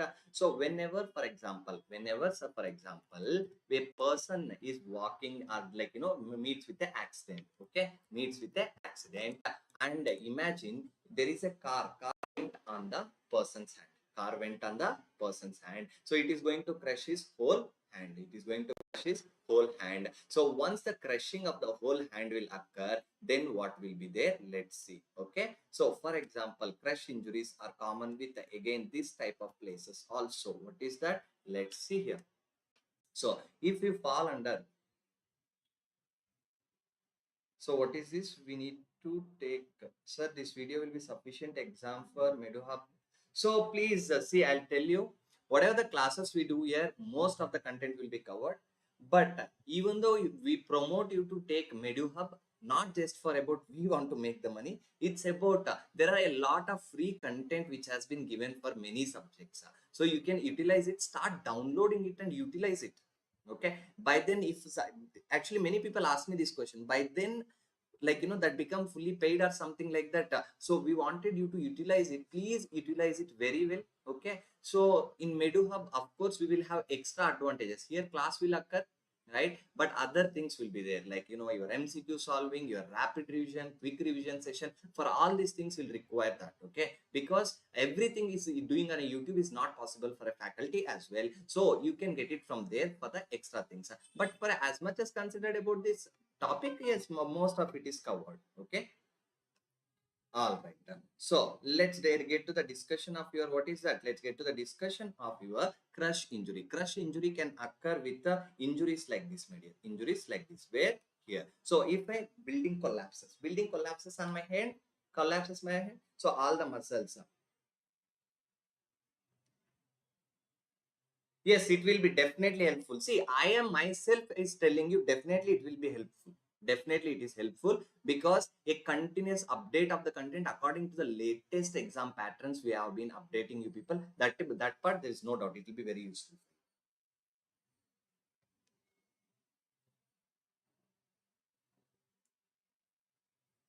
So let's talk about crush injury. So whenever crush injury occurs, it will crush the muscles. Once the muscles are crushed, okay. So crush injury will occur. All the intracellular fluid content is leaked. What do I mean by this? Please listen to me. If a muscle is crushed, all the cells of the muscle will break. Okay, all the cells of the muscle will break. Once the cells of the muscles will break, imagine all these muscle cells are like this. If they will break, so inside the cell there is an intracellular fluid, right? Inside the cell there is a intracellular fluid. You are getting confused. It's not fasciotomy, it's little different. Trust syndrome is different one. So in the muscle cells are breaking. If muscle cell breaks, all the content in the muscle cell will come out. Where exactly it will come out? Into blood vessel. So intracellular fluid will be leaked into blood. Okay, if intracellular fluid is leaked into blood, now intracellular fluid means inside the muscle cell, what will be there?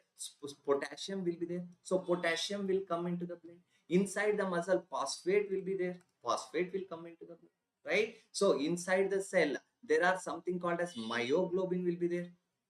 Myoglobin will be there. That will also come into the cell. So once all these contents, intracellular fluid content release, that will lead to increase of potassium in the blood. Okay, that will lead to hyperkalemia in the patient.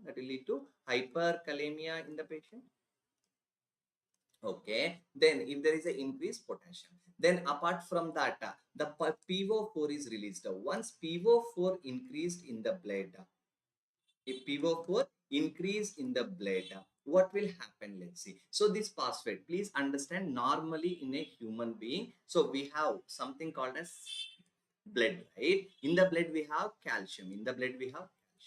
Now all the phosphate, a large amount of phosphate will come. So for example, you have 10 parts of calcium means 100 parts of phosphate would have come as a result of what is that? Crush injury. All this phosphate, what will happen? All this phosphate will start to go and bind with, what is that?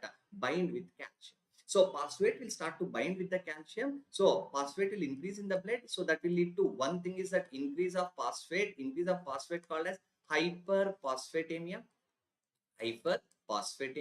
But along with that, the large amount, massive amount is released. Example number I took, for example, 10 parts of calcium is there, 100 parts of phosphate would have been released. So little bit of phosphate will come and neutralize all the calcium. So what it will do, it will chelate the calcium. It will chelate the calcium. Once calcium is chelated, so that will lead to what? Decrease of free calcium, that is your serum calcium will occur. So patient will have what is that? Hypocalcemia.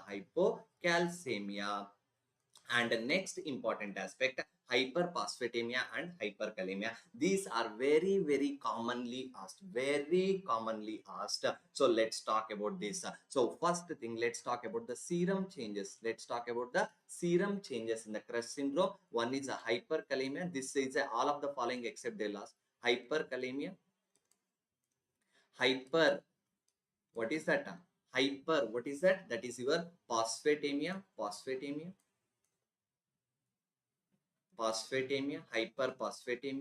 and also patient will have what is that? Hypocalcemia,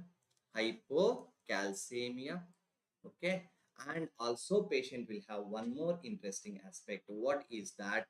That is your increase of myoglobin in the blood. Increase of myoglobin in the blood. This increased myoglobin is toxic to kidney. Okay.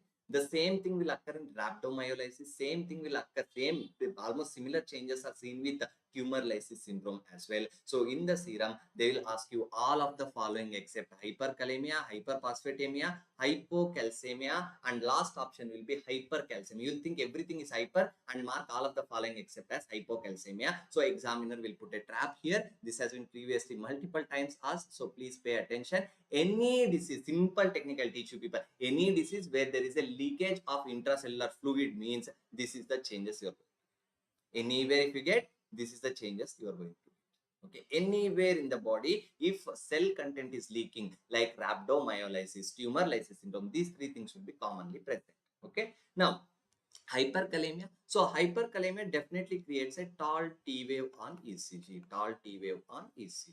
So these are the changes which can be found in your, that is your, what is that?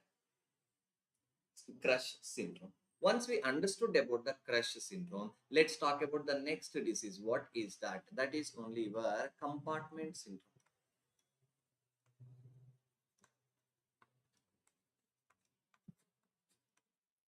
Compartment syndrome. Okay. So compartment syndrome is what, sir? So compartment syndrome is such a thing. What happens? So there is an increase of pressure in one compartment. Pressure in a compartment. Okay. So what happens here? I'll tell you. So compartment. So if there is an increase of pressure in a compartment, what exactly is occurring? Imagine a patient had a closed fracture. Means there is no wound outside. Patient had what? Closed fracture. There is no wound outside. Okay, so there is no wound outside, but inside the blood vessels are damaged. So consider, so this is a person's arm. Okay, so here were the bones, and there was a blood vessel which was ruptured. Along with it. Now bleeding will occur inside only. So blood will not be able to go anywhere.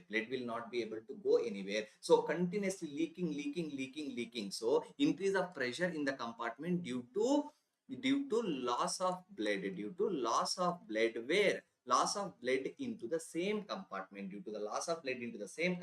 Now what will happen? So there is a high pressure, so it will start to impair the blood supply, because it will stop the blood supply. For example, imagine in one area there is a bleeding occurring inside, it's not outside, it's occurring inside. So bleeding has occurred so much that in this full area there is a high pressure increased. So all the blood vessels here is also constricted. Now blood supply below this part will be damaged.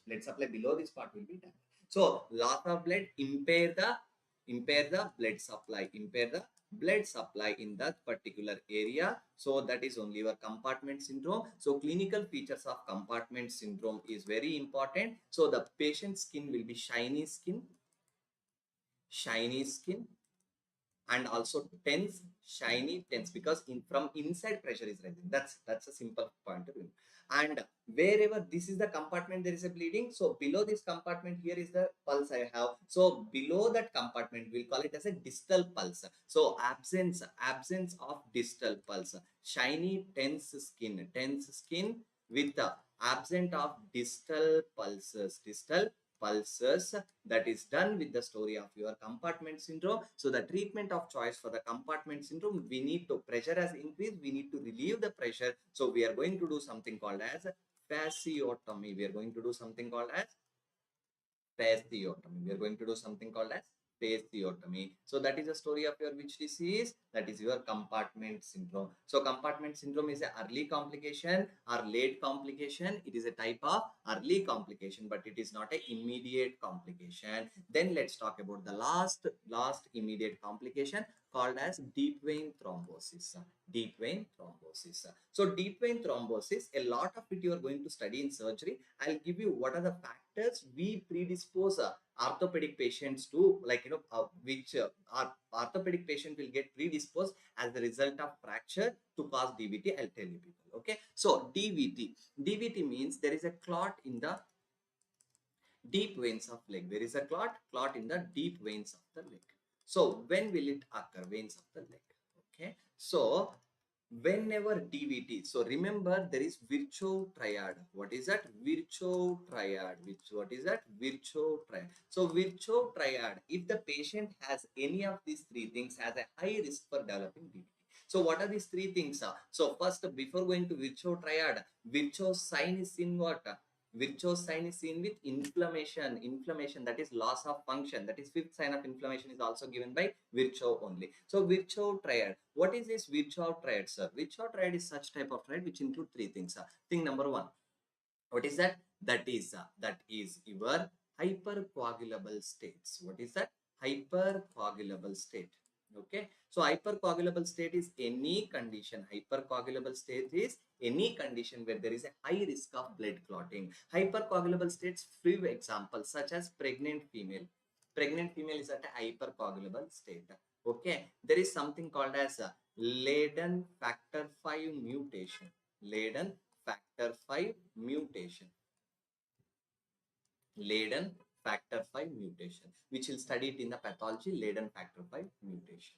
Okay. So apart from Leiden factor 5 mutation, hypercoagulable states, so there is something called as a HELP syndrome, which you will study it in the gynecology. Okay. HELP syndrome. Okay. So these are some important conditions. There is even more fewer called as APLA syndrome. They're there. Okay. But for you, remember, any condition wherever there is a high risk of blood clotting formation, that predisposes a person to DVT. Okay. Then the second important problem with the virchow triad, second important, vascular injury, that is only endothelial injury.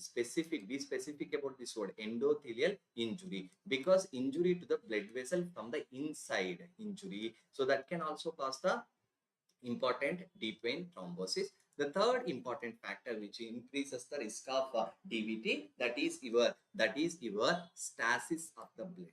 What is that? Stasis of the blood. So in orthopedic patient, after surgery, after fracture, what we are going to do? The treatment will be immobilize that particular part, immobilize the leg. Immobilize the legs.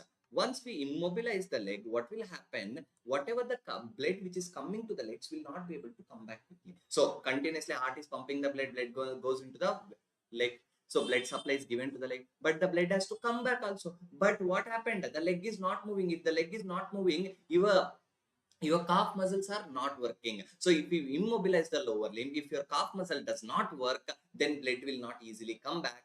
So that will immobilize the leg. So because of immobilized leg, pooling of the blood, what will be there? Pooling of the blood will be there. Pooling of the blood where? In the leg. So that time it can form the clot. If the clot formation is there, we'll call it as a deep vein thrombosis. So deep vein thrombosis can occur when? After immobilizing the person's leg. So that is what is your deep vein thrombosis. Okay. Now, when we have a deep vein thrombosis, first let's understand what are the clinical features of our deep vein thrombosis patients. Okay, and in surgery we'll study it detailedly. Okay, so clinical feature of the deep vein thrombosis. Patient will have edema in the limb. What is that? Edema in the limb. So which limb will be edema, sir? Yes, edema in the limb where there is a immobilized limb. Immobilized limb. Immobilized limb. Edema in the immobilized limb. Okay. And one more thing, the patient can also have fever, but here fever can going to confuse you people because patient is already having a fracture. He will also have inflammatory response to the fracture, and that can overlap with your, what is that? Immobilization. So that is the story of your immobilized and fever will be there. So diagnosis of DVT.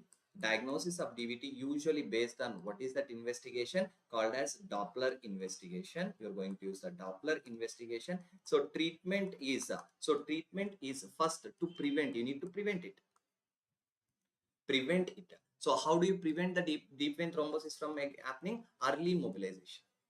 Early mobilization. Okay, what do I mean by this? So we ask our patients, don't keep your leg in one place, just move little bit fingers, at least just keep doing some activity with your fingers. If you don't do that, you can get the, or we can also do one more thing, we can put the compression stockings. Again, it will be difficult in orthopedic patients sometimes. Compression stockings. Okay, then we have again in orthopedic patient, this is also difficult, that is pneumatic stocking. Pneumatic stockings. So pneumatic stockings are socks we can utilize, or if that does not work, then we are going to use anticoagulants such as heparin and warfarin. Okay, so these are the complications which are arising as a result of what is that? That is your deep vein thrombosis and fracture associated complication. Clear? All right. So once we understood about this, let's go to the next important complications that is called as length related. What is that called as? Length related. So length related complications, let's learn about this. This is a type of late complication. What is this late complication? Means after few years of the fracture. Okay. Now why this late complication occurs? So one of the main causes is patient will not go to the doctor immediately after the fractures. So delay in treatment. Okay. Yes, especially many people will do one thing. In villages, you might have seen. What will they do? So there might be a fracture, fully it would have been swollen. Instead of X-ray, they'll be like, hey, bring some oil, we'll do the massage, it will go off. Okay. But after 2 years, the hand is only going. Okay. So why? Because of improper treatment. That is first. Second thing is that age related factors. So in, for example, elder age, they cannot have a proper healing. That can also occur. Or improper treatment itself. Even though patient came, the doctor did not give the treatment, that can also rise. So that is least likely with orthopedics, but mostly, like not least likely, yes, less possibility with orthopedics, but it is more and more common problem is improper treatment. They will ignore like anything. Okay. So what are the late complications? So late complication, one is length related complication. What will happen is that length discrepancy. What will be there? Length discrepancy. Okay. So now if you want, you can stand and see. So both the legs will be at a same level. If one leg is at a higher level, one leg is at lower level, will you be able to stand? So it is like this. One leg is below, one leg is above. So will you be able to balancely stand? No, always you have to stand like this. Your hip will go, everything is going to start to improve. Okay. So length discrepancy will be seen. So length discrepancy, we are going to see if it is a minimal length discrepancy. If it is a minimal length discrepancy. If it's a minimal, like, very half inch, less than 1 inch, or few centimeter, 1 centimeter, less than 1 centimeter. So if it is minimal, just give, add the extra sole to the shoes. So you're going to give one sole. So what is there? There is a height discrepancy like this. So you'll give little bit of sole, extra thick sole. So this extra thick sole will create the balance. So that is what we can do if it is a minimum. But if it is a large discrepancy, like 3 inch, 2 inch, like that, then what we are going to do is that we are going to do Ilizarov fixation. What is that? Ilizarov external fixation. Ilizarov external fixation. So when we are speaking of Ilizarov external fixation, so what we are going to do, so this type of fixation, this type of system, we will fix it to the someone's leg, and what we will do, please listen to me. This Ilizarov fixation is actually, it's a demonstration piece, I can say, because Ilizarov fixation will done on a live, live human leg. So once they do this application, what will they do is that, please look here, they will cut a part of the bone.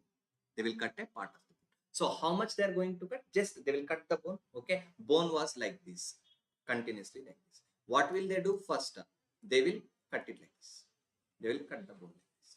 And after cutting the bone like this, they will create. So for example, the length discrepancy was 2 inches. So what will they do? So 2 inch was the length discrepancy. So they will take this space upward, they'll take this part downwards and keep the gap 2 inches. 2 inch. So 2 inch was the disturbance, so 2 inch will keep the gap. Right? So you understand the principle. I'm trying to make you understand the principle. So 2 inch gap, and I'll leave it. Now the bone will grow from upwards, and the other part of the bone will grow from downwards. And after that, what will happen? This area will be filled with bone, and I'm going to remove the fixation. So this is the principle. So basically, we are cutting the bone and we are making sure the gaps and ends, everything is perfectly aligned, so that when they grow, they will attach together. They'll grow and attach together, and length discrepancy will be sorted. So that is only Ilizarov fixation. It works on which one? Destructive osteotomy. It works on a principle called as destructive osteotomy. So you're going to break the bone, and followed by that, healing will occur. That will treat the length discrepancy. That is length discrepancy.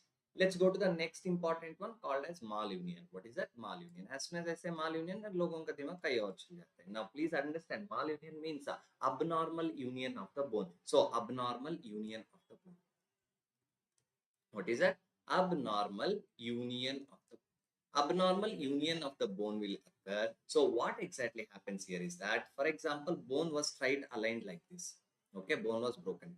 Now what will happen? One part of the bone will be there, and another part of the bone will start to grow like this. So is it uniting properly? For example, so there was a fracture. Okay, this was a bone. Okay, this was a bone, and this was another part of the fracture.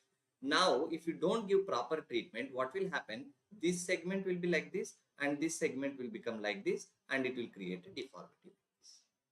Okay, so this is the abnormal union of the bone. So that is why many times they'll tell so those who does not have experience in the properly aligning the bone, they can create you a permanent cosmetical damage. So be careful what you are prescribed, taking the treatment as, because the classic example is there. So a malunion or non-union, we call it as a gunstock deformity. We'll call it as a gunstock deformity. Okay, what is this gunstock deformity? So please look here in this picture. So this gunstock deformity is called as cubital varus deformity. Please remember, what is that? Cubital varus deformity. Please remember. So gunstock deformity is an example for which type of deformity? It is called as cubital varus deformity, which has been previously asked, and there will ask image also. So if you notice in this image, this is the hand of the baby, right? This is the arm of the baby, this is the forearm of the baby, and hand of the person. So here, if you notice how the deformity has occurred, you can see, right? So this exact deformity will look like a stock of the gun. We call it as a gunstock deformity. We'll call it as a gunstock deformity. Sir, when do we see gunstock deformity? Gunstock deformity is seen with one of the most important fracture called as supracondylar fracture. What is that? Supracondylar fracture of your humerus bone. So basically, Here is the humerus, here is the humerus. So above two condyles, you know these two condyles of the humerus, just above these two condyles, the patient will have a fracture, especially in the children. This is a very dangerous fracture. So supracondylar fracture in the children can create what is that? Gunstock deformity as a result of abnormal union. So here is the image and image based question which was previously asked. So please be prepared. So what is that? Gunstock deformity is a classic example for long-term complication, that is late complication that occurs in the supracondylar fracture, and it is example for which deformity? Cubital varus deformity. Cubital varus deformity. Let's go to the next one called as AVN. What is AVN, sir? Called as avascular. What is that called as? Avascular necrosis. Avascular necrosis, sir. What is this avascular necrosis? So there is a fracture. There is a fracture. Okay. So fracture of the bone. Because of fracture of the bone, what will happen? Other part of the bone does not receive the blood. Other part or a part of the bone, is deprived of blood. Is deprived of blood supply. So if there is a deprive of blood supply, the question comes to us is most important like this. What is that? Sir, if there is a deprived of blood supply, what will happen? Anywhere blood supply is less, that will lead to what is that? Ischemia. Lack of blood supply will lead to ischemia. What is that? Ischemia. Ischemia will further lead to hypoxia. It will lead to hypoxia. Hypoxia will lead to what is that? Necrosis. Hypoxia will lead to what is that? Necrosis. Okay, sir, can you tell some examples for this avascular necrosis? So avascular necrosis, consider this is the head of the femur, neck of the femur, okay, then you have your femur bone, okay. Now please understand, the blood supply to this particular area, head of the femur, is going like this to the head. So blood supply is coming from where? From the neck of the femur, all the blood supply is coming. Neck of the femur, what is coming? From the neck of the femur, blood supply is coming. Now what will happen? Fractured itself at the neck of the femur. Low height. Neck पे ही Okay, the neck itself is. So if the neck of the femur is broken, automatically head will be like, neck gone, head is like, where am I? Okay, so what is going to happen? This head will have a lack of blood supply. Okay, if the head will have a lack of blood supply, that will lead to ischemia, hypoxia and necrosis. So this type of appearance, you can see complete, you cannot see the head of the femur because head of the femur has been destroyed. Here also you can see head of the femur you cannot see because head of the femur has been completely destroyed. You look at this picture, I'll zoom it in. So here all these areas. 1 second.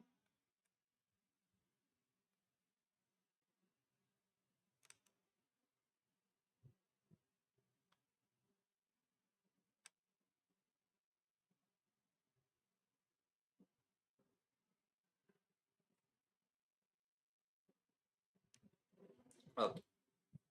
So what is there here? You look at this. So here the head of the femur, in this particular area specifically speaking,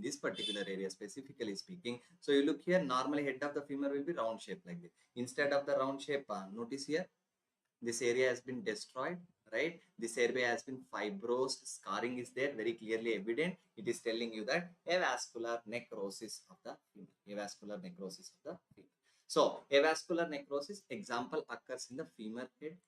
Examples of the avascular necrosis: femur head. And one more place we can look is fracture of scaphoid waist. So scaphoid bones waist fracture will also cause. So that is your avascular necrosis. Femur head in femur head AVN. Femur head AVN due to neck of the femur fracture. Okay, so this is the story of your, what is that? That is your avascular necrosis. Then let's get to the next important discussion, that is only your metabolic bone diseases. What is that? Metabolic bone diseases. So when we are speaking of metabolic bone diseases, this metabolic bone diseases is also an important and interesting topic. So these metabolic bone diseases is some about related to your, what is that, related to your vitamin D related issues, or if it can be related to other things. Okay, so we will come back to this after a small break of 10 minutes. We'll come back to this after a small break of 10 minutes, only 10 minutes break, and we'll come back and we'll complete the metabolic bone disease completely.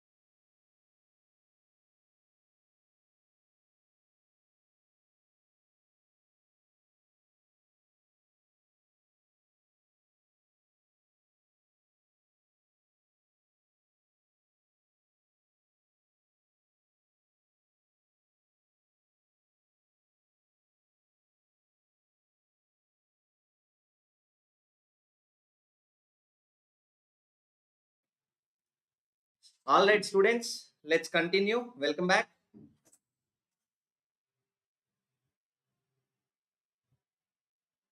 So the next important discussion what we have to do is metabolic bone disease. Metabolic bone disease is a very important and very commonly asked question, as well as you are commonly encountered. What is that? Patients also. Okay. So let's start with the metabolic bone diseases. Okay. So what are the metabolic bone diseases? Now, when we need to understand about the metabolic bone diseases, please listen to me. This is the important aspect to understand here. So, in the metabolic bone diseases, we have some important aspects. What are those? Such as your first, let's start with the osteoporosis. What is that? Osteoporosis. Okay. So osteoporosis is what? It is a decrease of bone density. It is a decrease of bone density. If it is a decrease of bone density, what will happen? So please understand there is a decrease of bone density. Now this decrease of bone density, because of that, that will increase the risk of fracture. Increase the risk of fracture. Which type of fracture? Pathological fracture. Which type of fracture? Pathological fracture. So there is the increased risk of pathological fracture. So that is only one which is that osteoporosis. Now, when we are talking about osteoporosis, osteoporosis is divided into types. What are the types of osteoporosis? So even before going to the types, I would like to discuss most important one, causes. So any cause which decrease the bone density, I'll call it as what is that? Osteoporosis. So what are the conditions where there is a decrease of bone density? Let's. Okay. So one of the most important aspect is senile. Senile means with old age, automatically bone density decreases. Okay. Then the next important aspect, what is that? That is the important thing, that is your patients who is having menopause. Menopausal female is having a high risk of developing. What is that? That is your decrease of bone density. And the next important aspect, what is that? Patients who is having diabetes mellitus also have high risk. Patient with rheumatoid arthritis have a high risk of developing osteoporosis. Okay. Patients who has alcohol intake, alcohol increases the risk of osteoporosis. Okay. So here in the osteoporosis, there are types of osteoporosis. What are the types of osteoporosis? So types of osteoporosis is important for us to understand. Okay. So we have something called as primary osteoporosis. Primary osteoporosis. Primary osteoporosis has a type 1 and type 2. Has type 1 osteoporosis that is seen with the menopausal female. So primary is menopausal female, comes under type 1, and there is a type 2. Okay. Type 2. So type 2, my dear students, that is only your senile age group. That is your senile age group.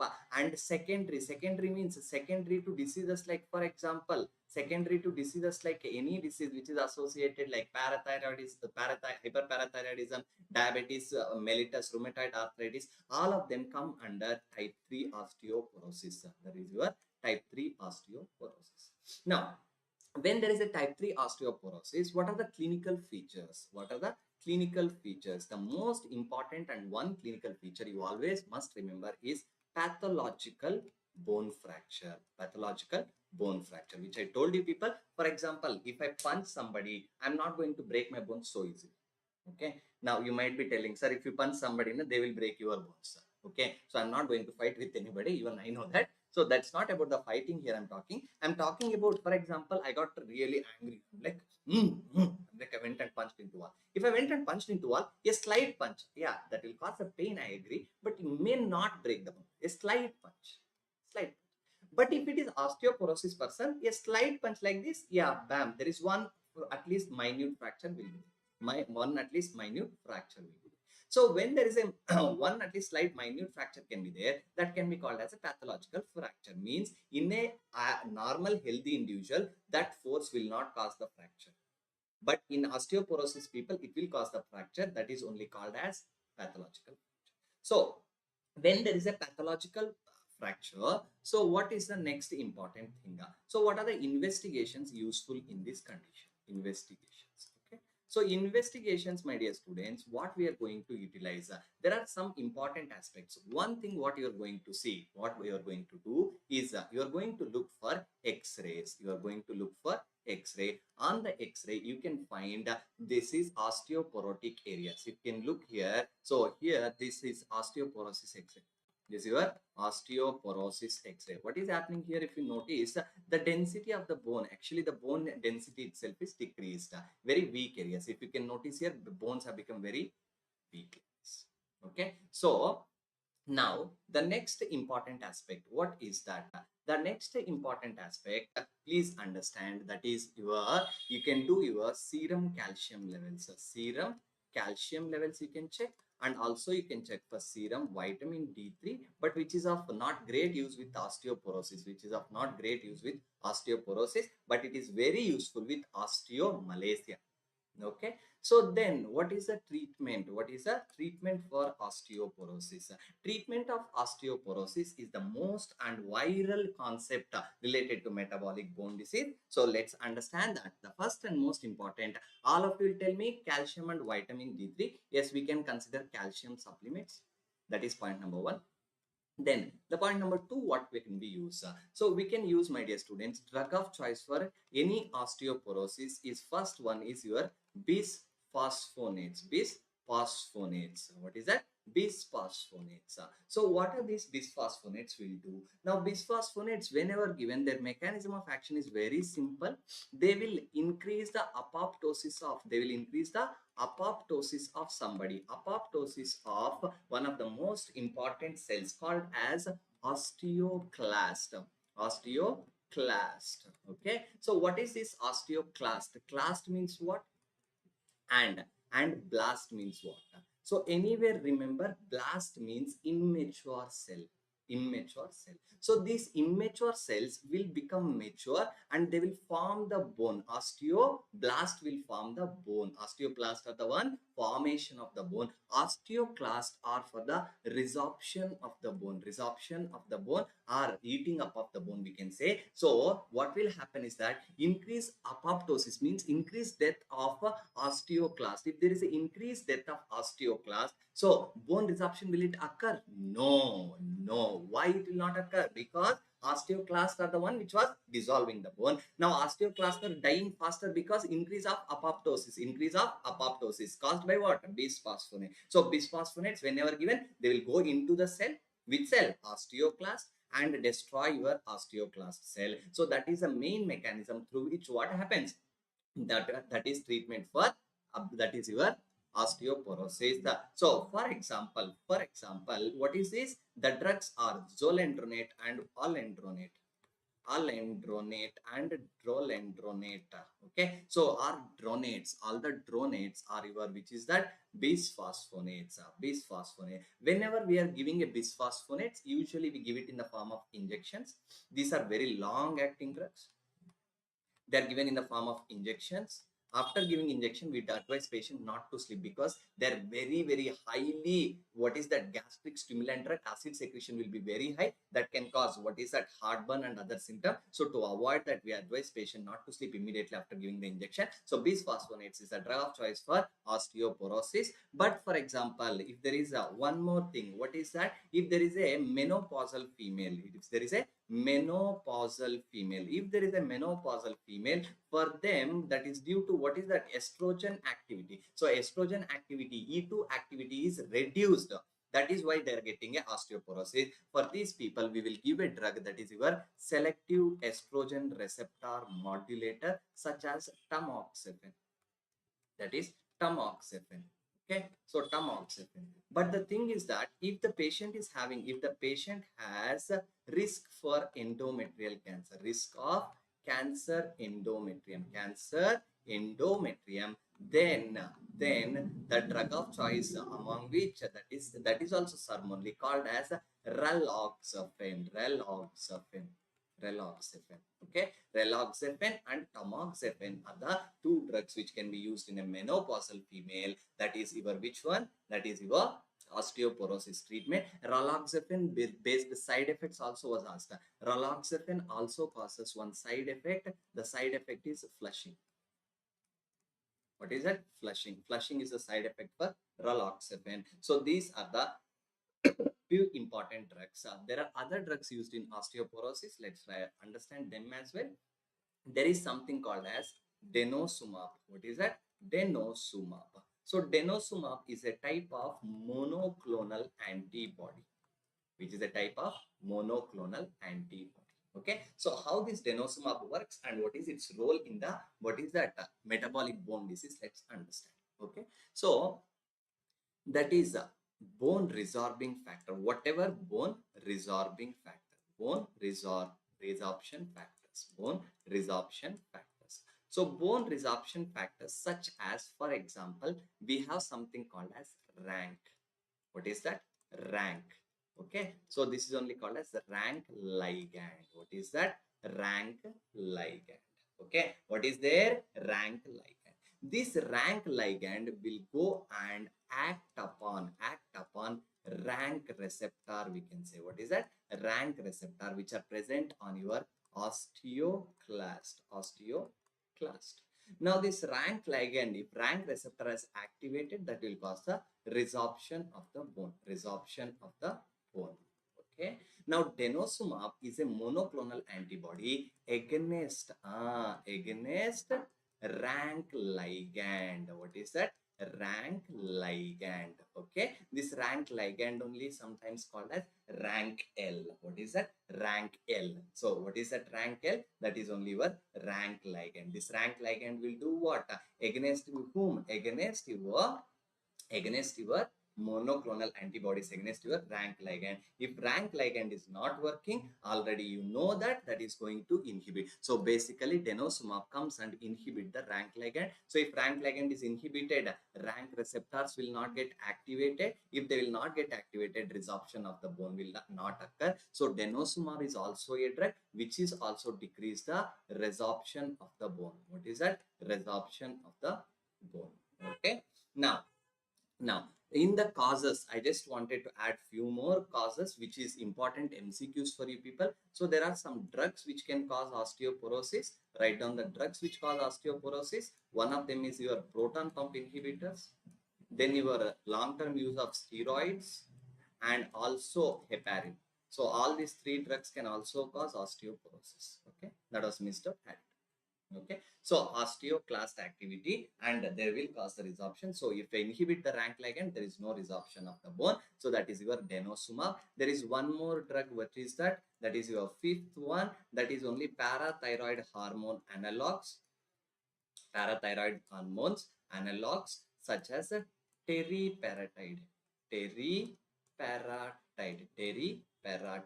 So this is also used. So what happens is that so parathyroid analog, when teriparatide is used, so what it will do is that first, most importantly, we'll think, sir, parathyroid hormone removes the calcium from the bone. All of us know parathyroid hormone takes the calcium from the bone and give it to the blood. Calcium will go from where to where? Blood to the calcium. Sorry, calcium goes from the bone to the blood. Calcium goes from bone to the blood. But calcium goes from bone to blood. Though it is going from bone to blood, we use parathyroid hormone analog. When we use parathyroid hormone analogs, what will they do? After some time of usage, they increase the calcium absorption from intestine. After some time, it will create a paradoxical effect. So because this paradoxical effect, it will increase the bone formation, of the bone. So paradoxical effect, how we had Wolff-Chaikoff phenomenon in thyroid gland, similar to that of you can encounter with parathyroid hormones such as teriparatide. So this completes your drugs acting on the calcium metabolism also here only, and you can remember teriparatide, denosumab, monoclonal menopausal female SERM, selective estrogen receptor modulator, and drug of choice is bisphosphonates such as dronates, all the olendronate, dolendronate, zolendronate, and all these things. Okay, so this is a story of your what is that? Story of your one of the most important, which is that is your metabolic bone disease, osteoporosis. Okay, Now, once we are done with the osteoporosis, let's continue to the other diseases. So what are those other diseases? Let's see. Okay. So the next important disease which I want you to understand, my dear students, called as osteomalacia. Osteomalacia. What is the name of the disease? Osteomalacia. So what is this osteomalacia? Osteomalacia is a decrease of vitamin D in which people? In adult population. So if adult population who are less exposed to sunlight, they can get osteomalacia.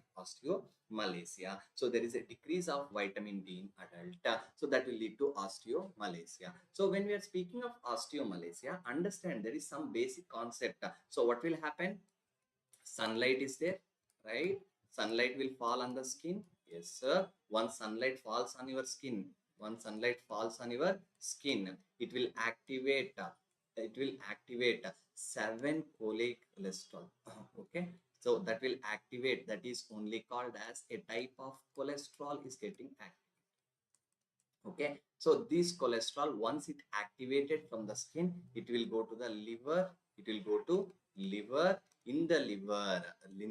So that is only 7-cholesterol. So for orthopedics, for us, this is enough. So this in the liver will undergo hydroxylation and it forms a 25. What is that? 25 hydroxy cholecalciferol. Okay, so this hydroxy cholecalciferol from your, what is that? From the liver it will go to kidney. Once it go to kidney, it becomes into 1,25 dihydroxy cholecalciferol. So because of this 1,25 dihydroxy cholecalciferol, this is only your vitamin D3. Vitamin D3 is what? Active form. It is a type of active form of vitamin D3. What it will do? It will increase calcium absorption from the intestine,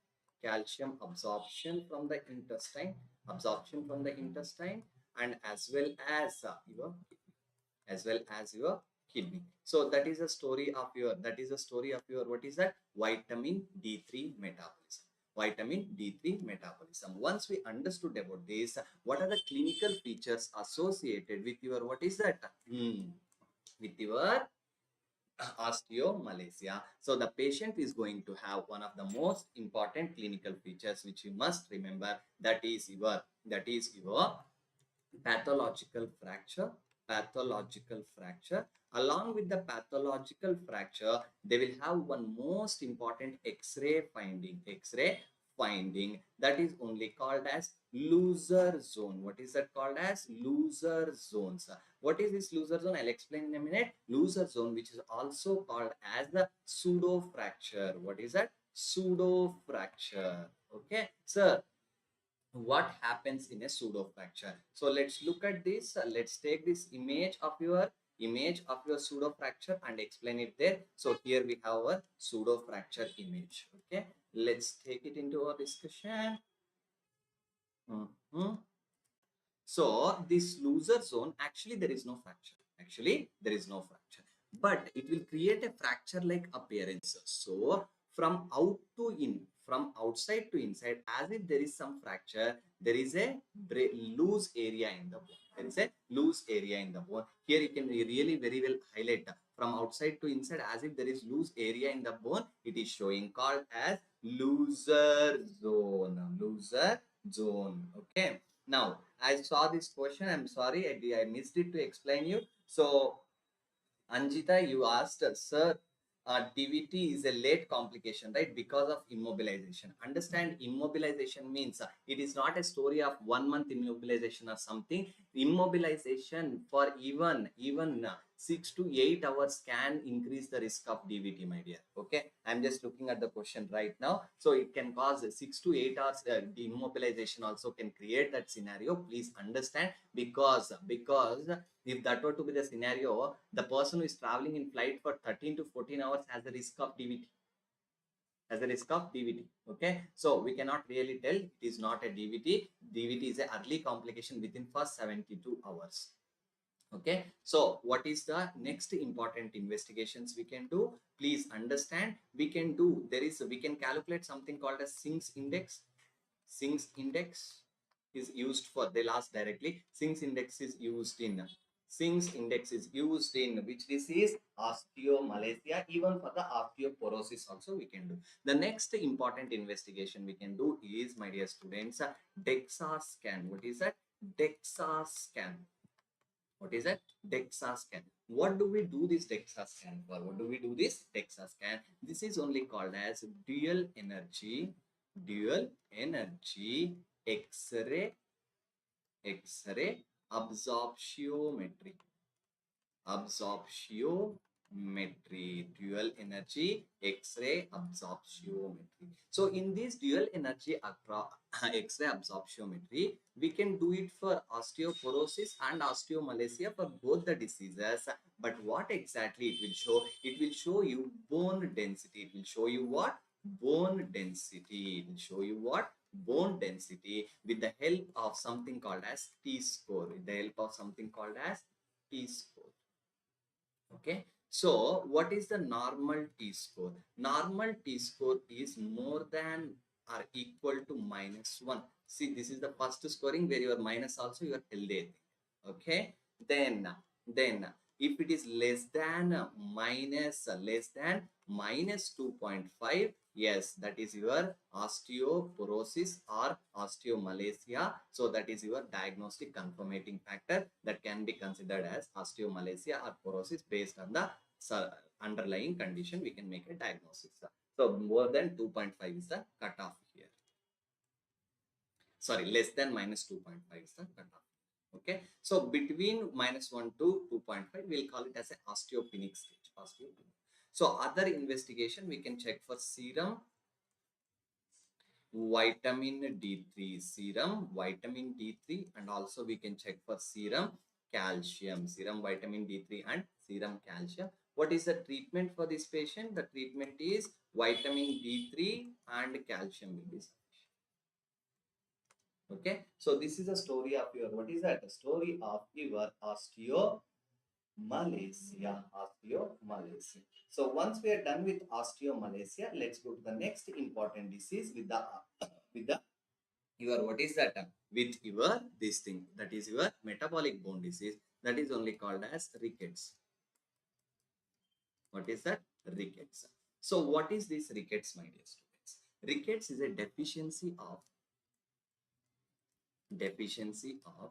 vitamin D3, but in children. In which group? In the children age group. Okay, so in these rickets, what can happen to a child? Let's understand the clinical features. Okay, so it can even occur even if there is this deficiency of D3 during the pregnancy. That can also affect the fetus actually. Okay, but let's see deficiencies, clinical features. So the child will have some of the interesting clinical feature. What is that? That is bone growth will be impaired. So delayed growth. Okay. Now apart from the delayed growth, now remember in the children we have anterior fontanelle and posterior fontanelle. Both the fontanelles are open, means all these bones are open in this front and back. This is the front and this is the back here. The bones are yet open, means the fontanelles are open in the children. They will close very slowly. So delayed growth means along with that delayed closure of the fontanelles. Delayed fontanelle closure. Okay. Apart from that, these children will also have something called as, what is that? That is in the ribs they will have something called as rachetic rosary. What will happen is that on the vertebra, especially at the level of costal cartilages. Remember, at the level of costal cartilages at every rib. First rib costal cartilage, second rib, third rib, fourth rib. On both sides, you'll have a solid nodule, solid node-like appearance. You palpate as if you are palpating a beads, a layer of, like, a arrangement of beads, as if you are palpating like that. Continuously, you'll have these beads like this in the children along the costal cartilages. We call it as a rachetic rosary. What is that? Rachetic rosary. Rachetic rosary. That is a very important thing to be remembered. What is that? Rachetic rosary. So the solid bead-like palpable structure felt on the costal cartilages of the baby, we will call it as a rachetic rosary. Rachetic rosary. So then the next important aspect, the child will also have something called as Harrison groove. They can ask you, Harrison groove is seen with which disease? Again, it is seen with the rickets. Again, it's seen with the rickets. And they'll ask you next question, the child can have deformities. What is that? Deformities. What is that? Deformities. Such as, what is that? What is that? Genu varum deformity is also possible, and also one more thing possible. What is that? Genu valgum deformity. So what are the two deformities? Genu varum and genu valgum. Sir, what is this genu varum and genu valgum? So please listen to me. So genu varum and valgum are the deformities at the level of knees. At the level of knees. So what is genu varum? What is genu valgum? Let's understand with a picture. Okay. So let's look at this picture first. Okay, so here we have, look at this, understand. So look at this particular image, also you can understand it. So this is a very, very easy thing.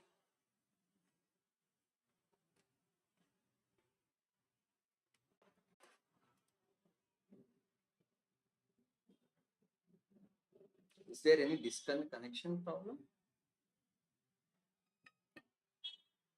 One second guys, is there any connection problem?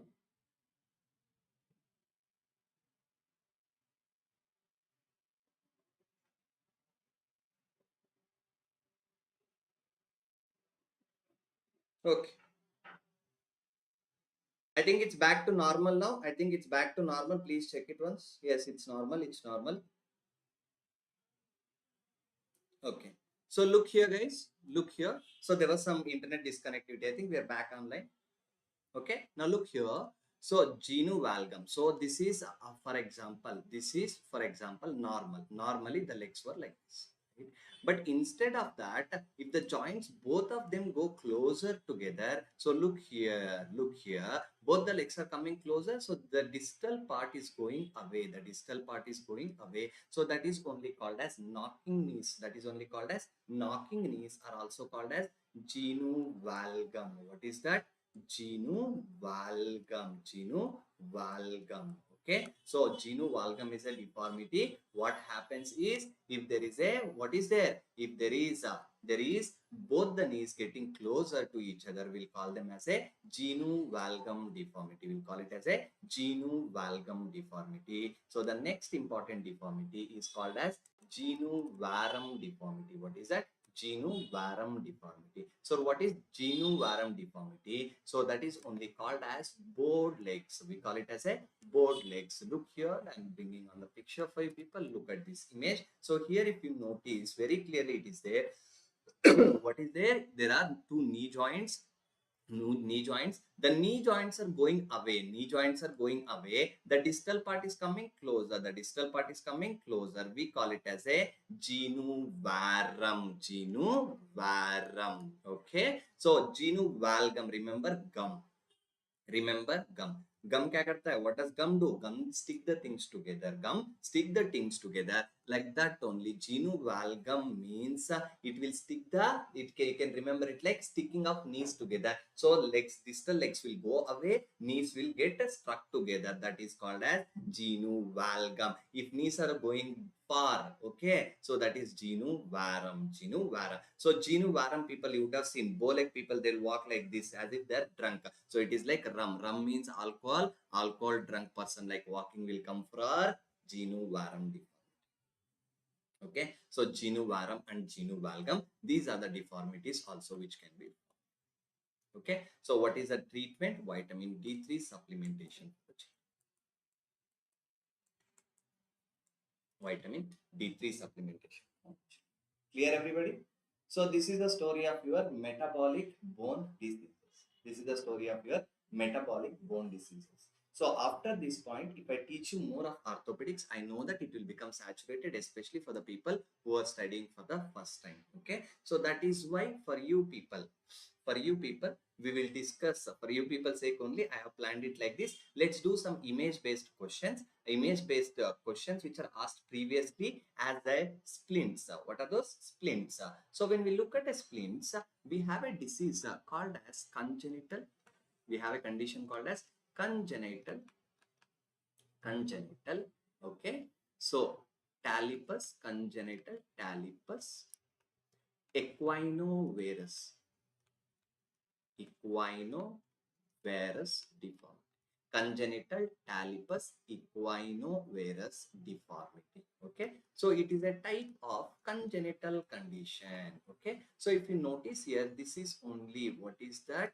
This is only your congenital talipus equinovarus deformity. Congenital talipus equinovarus. Okay, so this is only called as this is only called as it's a congenital talipus. So for these people to make the leg straight, so first thing, these people will have equinovarus deformity. We call it as a equinovarus deformity. You have to remember this. You have to remember these images, equinovarus deformity. So for that equinovarus deformity, to treat these children. Wow, very nice. That's very, it feels really great to hear, man, Amit. Wow, it's like, so I have been teaching. I started teaching croak like 7 years back.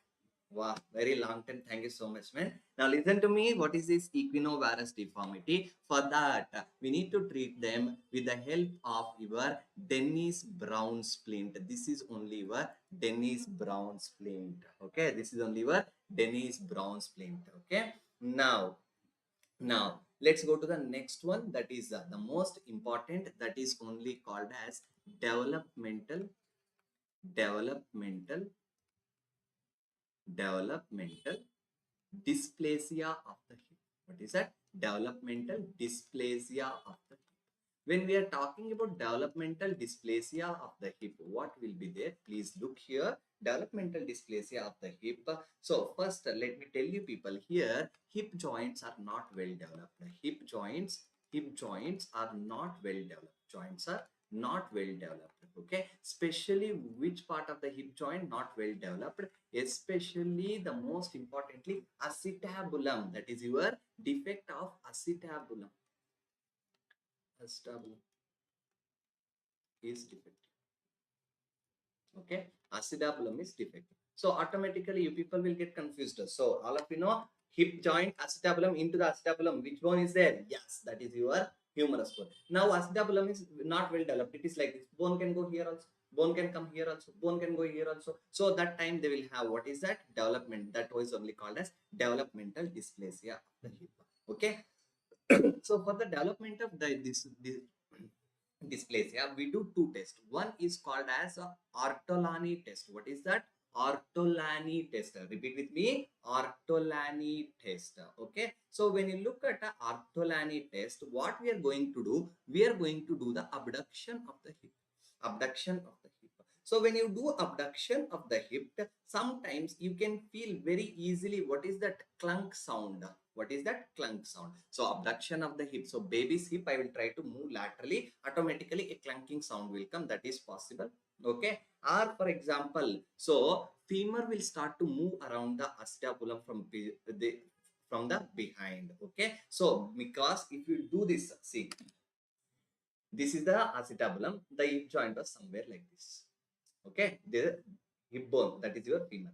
Now what did I do? I did this movement of the leg. So it will right, it will come and it will. So we can feel that coming back into the acetabulum, because acetabulum was not well developed. It will come back like this. So that is only called as positive ortolani test. So positive ortolani test, or we can also do one more thing, Barlow test. So Barlow test, if the femoral head slips out over the posterior side, very simple. So you can see this. So you are putting the pressure. So these are the legs of the baby. You push it backwards. So you can notice here you are pushing it backwards. If you push it backwards, we can see that unstable dislocation of the hip which can happen immediately. So that is only your Barlow's test. So simple as that. Remember, Barlow's test positive or your Ortolani test positive, the diagnosis is confirmed. That is your developmental dysplasia of hip. You can consider which is that. That is your Brown splint. What is that? Brown splint. So this is Brown splint. This is Dennis Brown splint. Okay.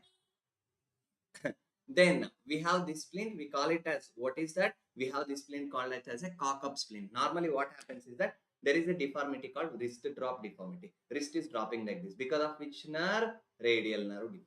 So now what will happen? Wrist drop is there. Now what will I do? I will give the support by raising the hand. That is only called as cock-up splint. Cock-up splint is given for which deformity? Wrist drop deformity. Wrist drop deformity. Okay. So then we have one more splint called as aeroplane splint. My dear students, remember, whenever we have abduction to do, what is that? Abduction. Abduction. Abduction means going away from the center. So this moment what I'm doing now is abduction of the arm, abduction of the upper limb, abduction of the upper limb. So abduction of upper limb, especially from 15 to 90 degrees. So 15 degrees. So from this is a 0, 15, 15 to 90. So this 15 to 90 degree whatever is there, 15 to 90 degree whatever is there, done by deltoid muscle. Done by which muscle? Deltoid muscle. Okay. Deltoid muscle have a nerve supply. So deltoid nerve supply to deltoid. Nerve supply to deltoid is by which nerve? Come on, tell me. Nerve supply to deltoid is by, very nice, that is your axillary nerve. What is that? Axillary nerve. Okay. So if there is a injury, to the axillary nerve, if there is an injury to the axillary nerve, especially axillary nerve injury is common with the shoulder dislocation. What is that? Shoulder dislocation. Common with shoulder dislocation. Because of shoulder dislocation, injury to what? Injury to axillary nerve. If axillary nerve is injured, now automatically what will happen? So axillary nerve is injured. So if there is an injury to which nerve? Injury to axial nerve. So axial nerve. If there is an injury to axial nerve, then the person failed to do abduction, failed to abduct the arm. If we fail to abduct the arm, now you are going to give him, okay, now I'll make you climb the aeroplane. I will make him put hand like this and give him a support all this way, called as aeroplane splint. Called as aeroplane splint. Aeroplane splint. Okay. Then let's talk about the next one that is related to spinal cord. We have some braces also to study. So in a healthy person, spine is straight like this. Okay. So we have this person, if you notice here, thoracic vertebra. So thoracic vertebra will be outside, but look here is bending forward, and excessive curvature of the thoracic vertebra called as kyphosis. Called as kyphosis. Called as kyphosis. Or normally, my dear students, in the spine, excessive going inside. If the spine goes towards the body, we call it as lordosis. So you can have kyphosis, lordosis, and spine is in single center line. So that is, if the line deviates, we call it as scoliosis. Very simple to understand.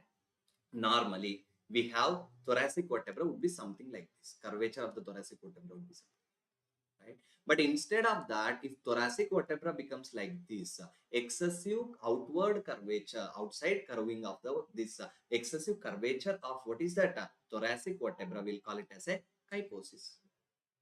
Okay, excessive curvature means vertebra going inside, that is called as lordosis, and scoliosis is from the center line they are deviating, so that is your scoliosis. So we have, my dear students, that is only your scoliosis. What is that? Scoliosis brace, that is Taylor brace, which is used for scoliosis.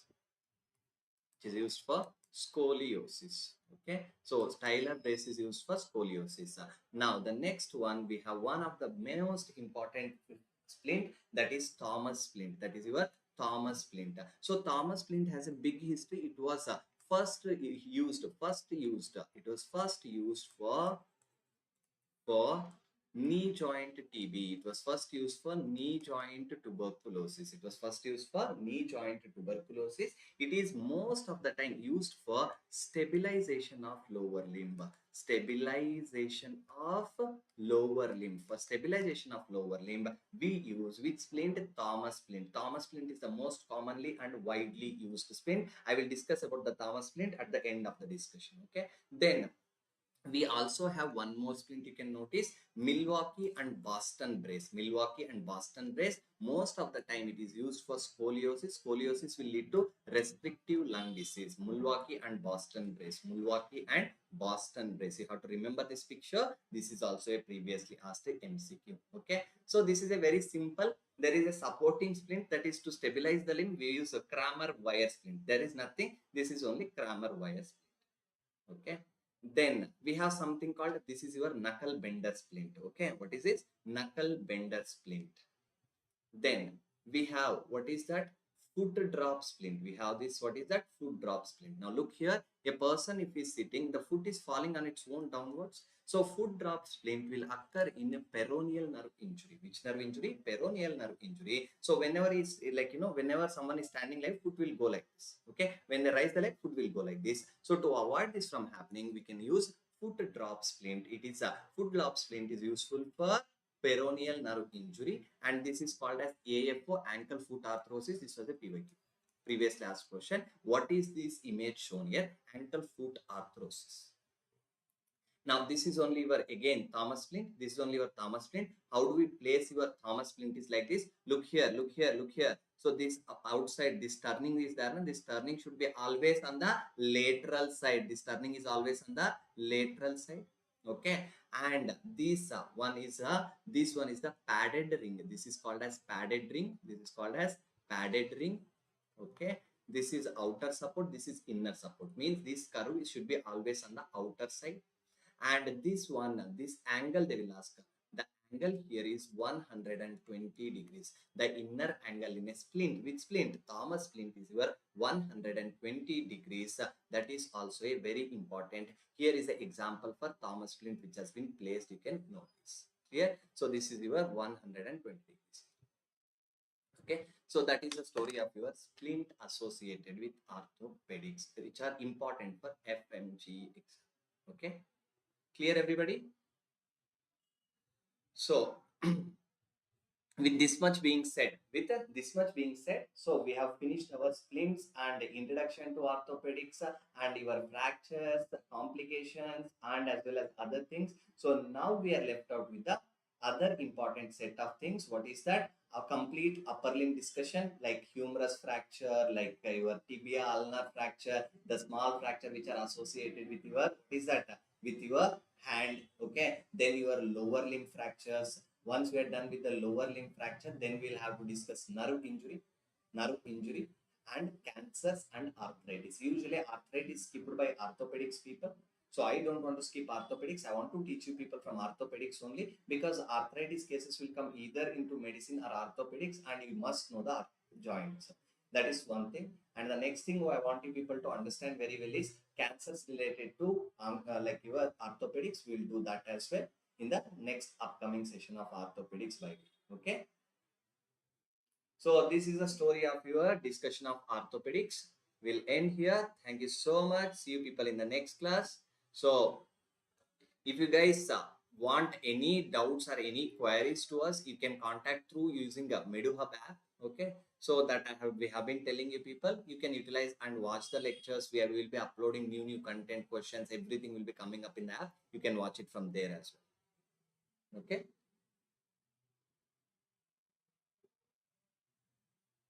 All right. See you people. Thank you. Bye bye. Good night. No problem.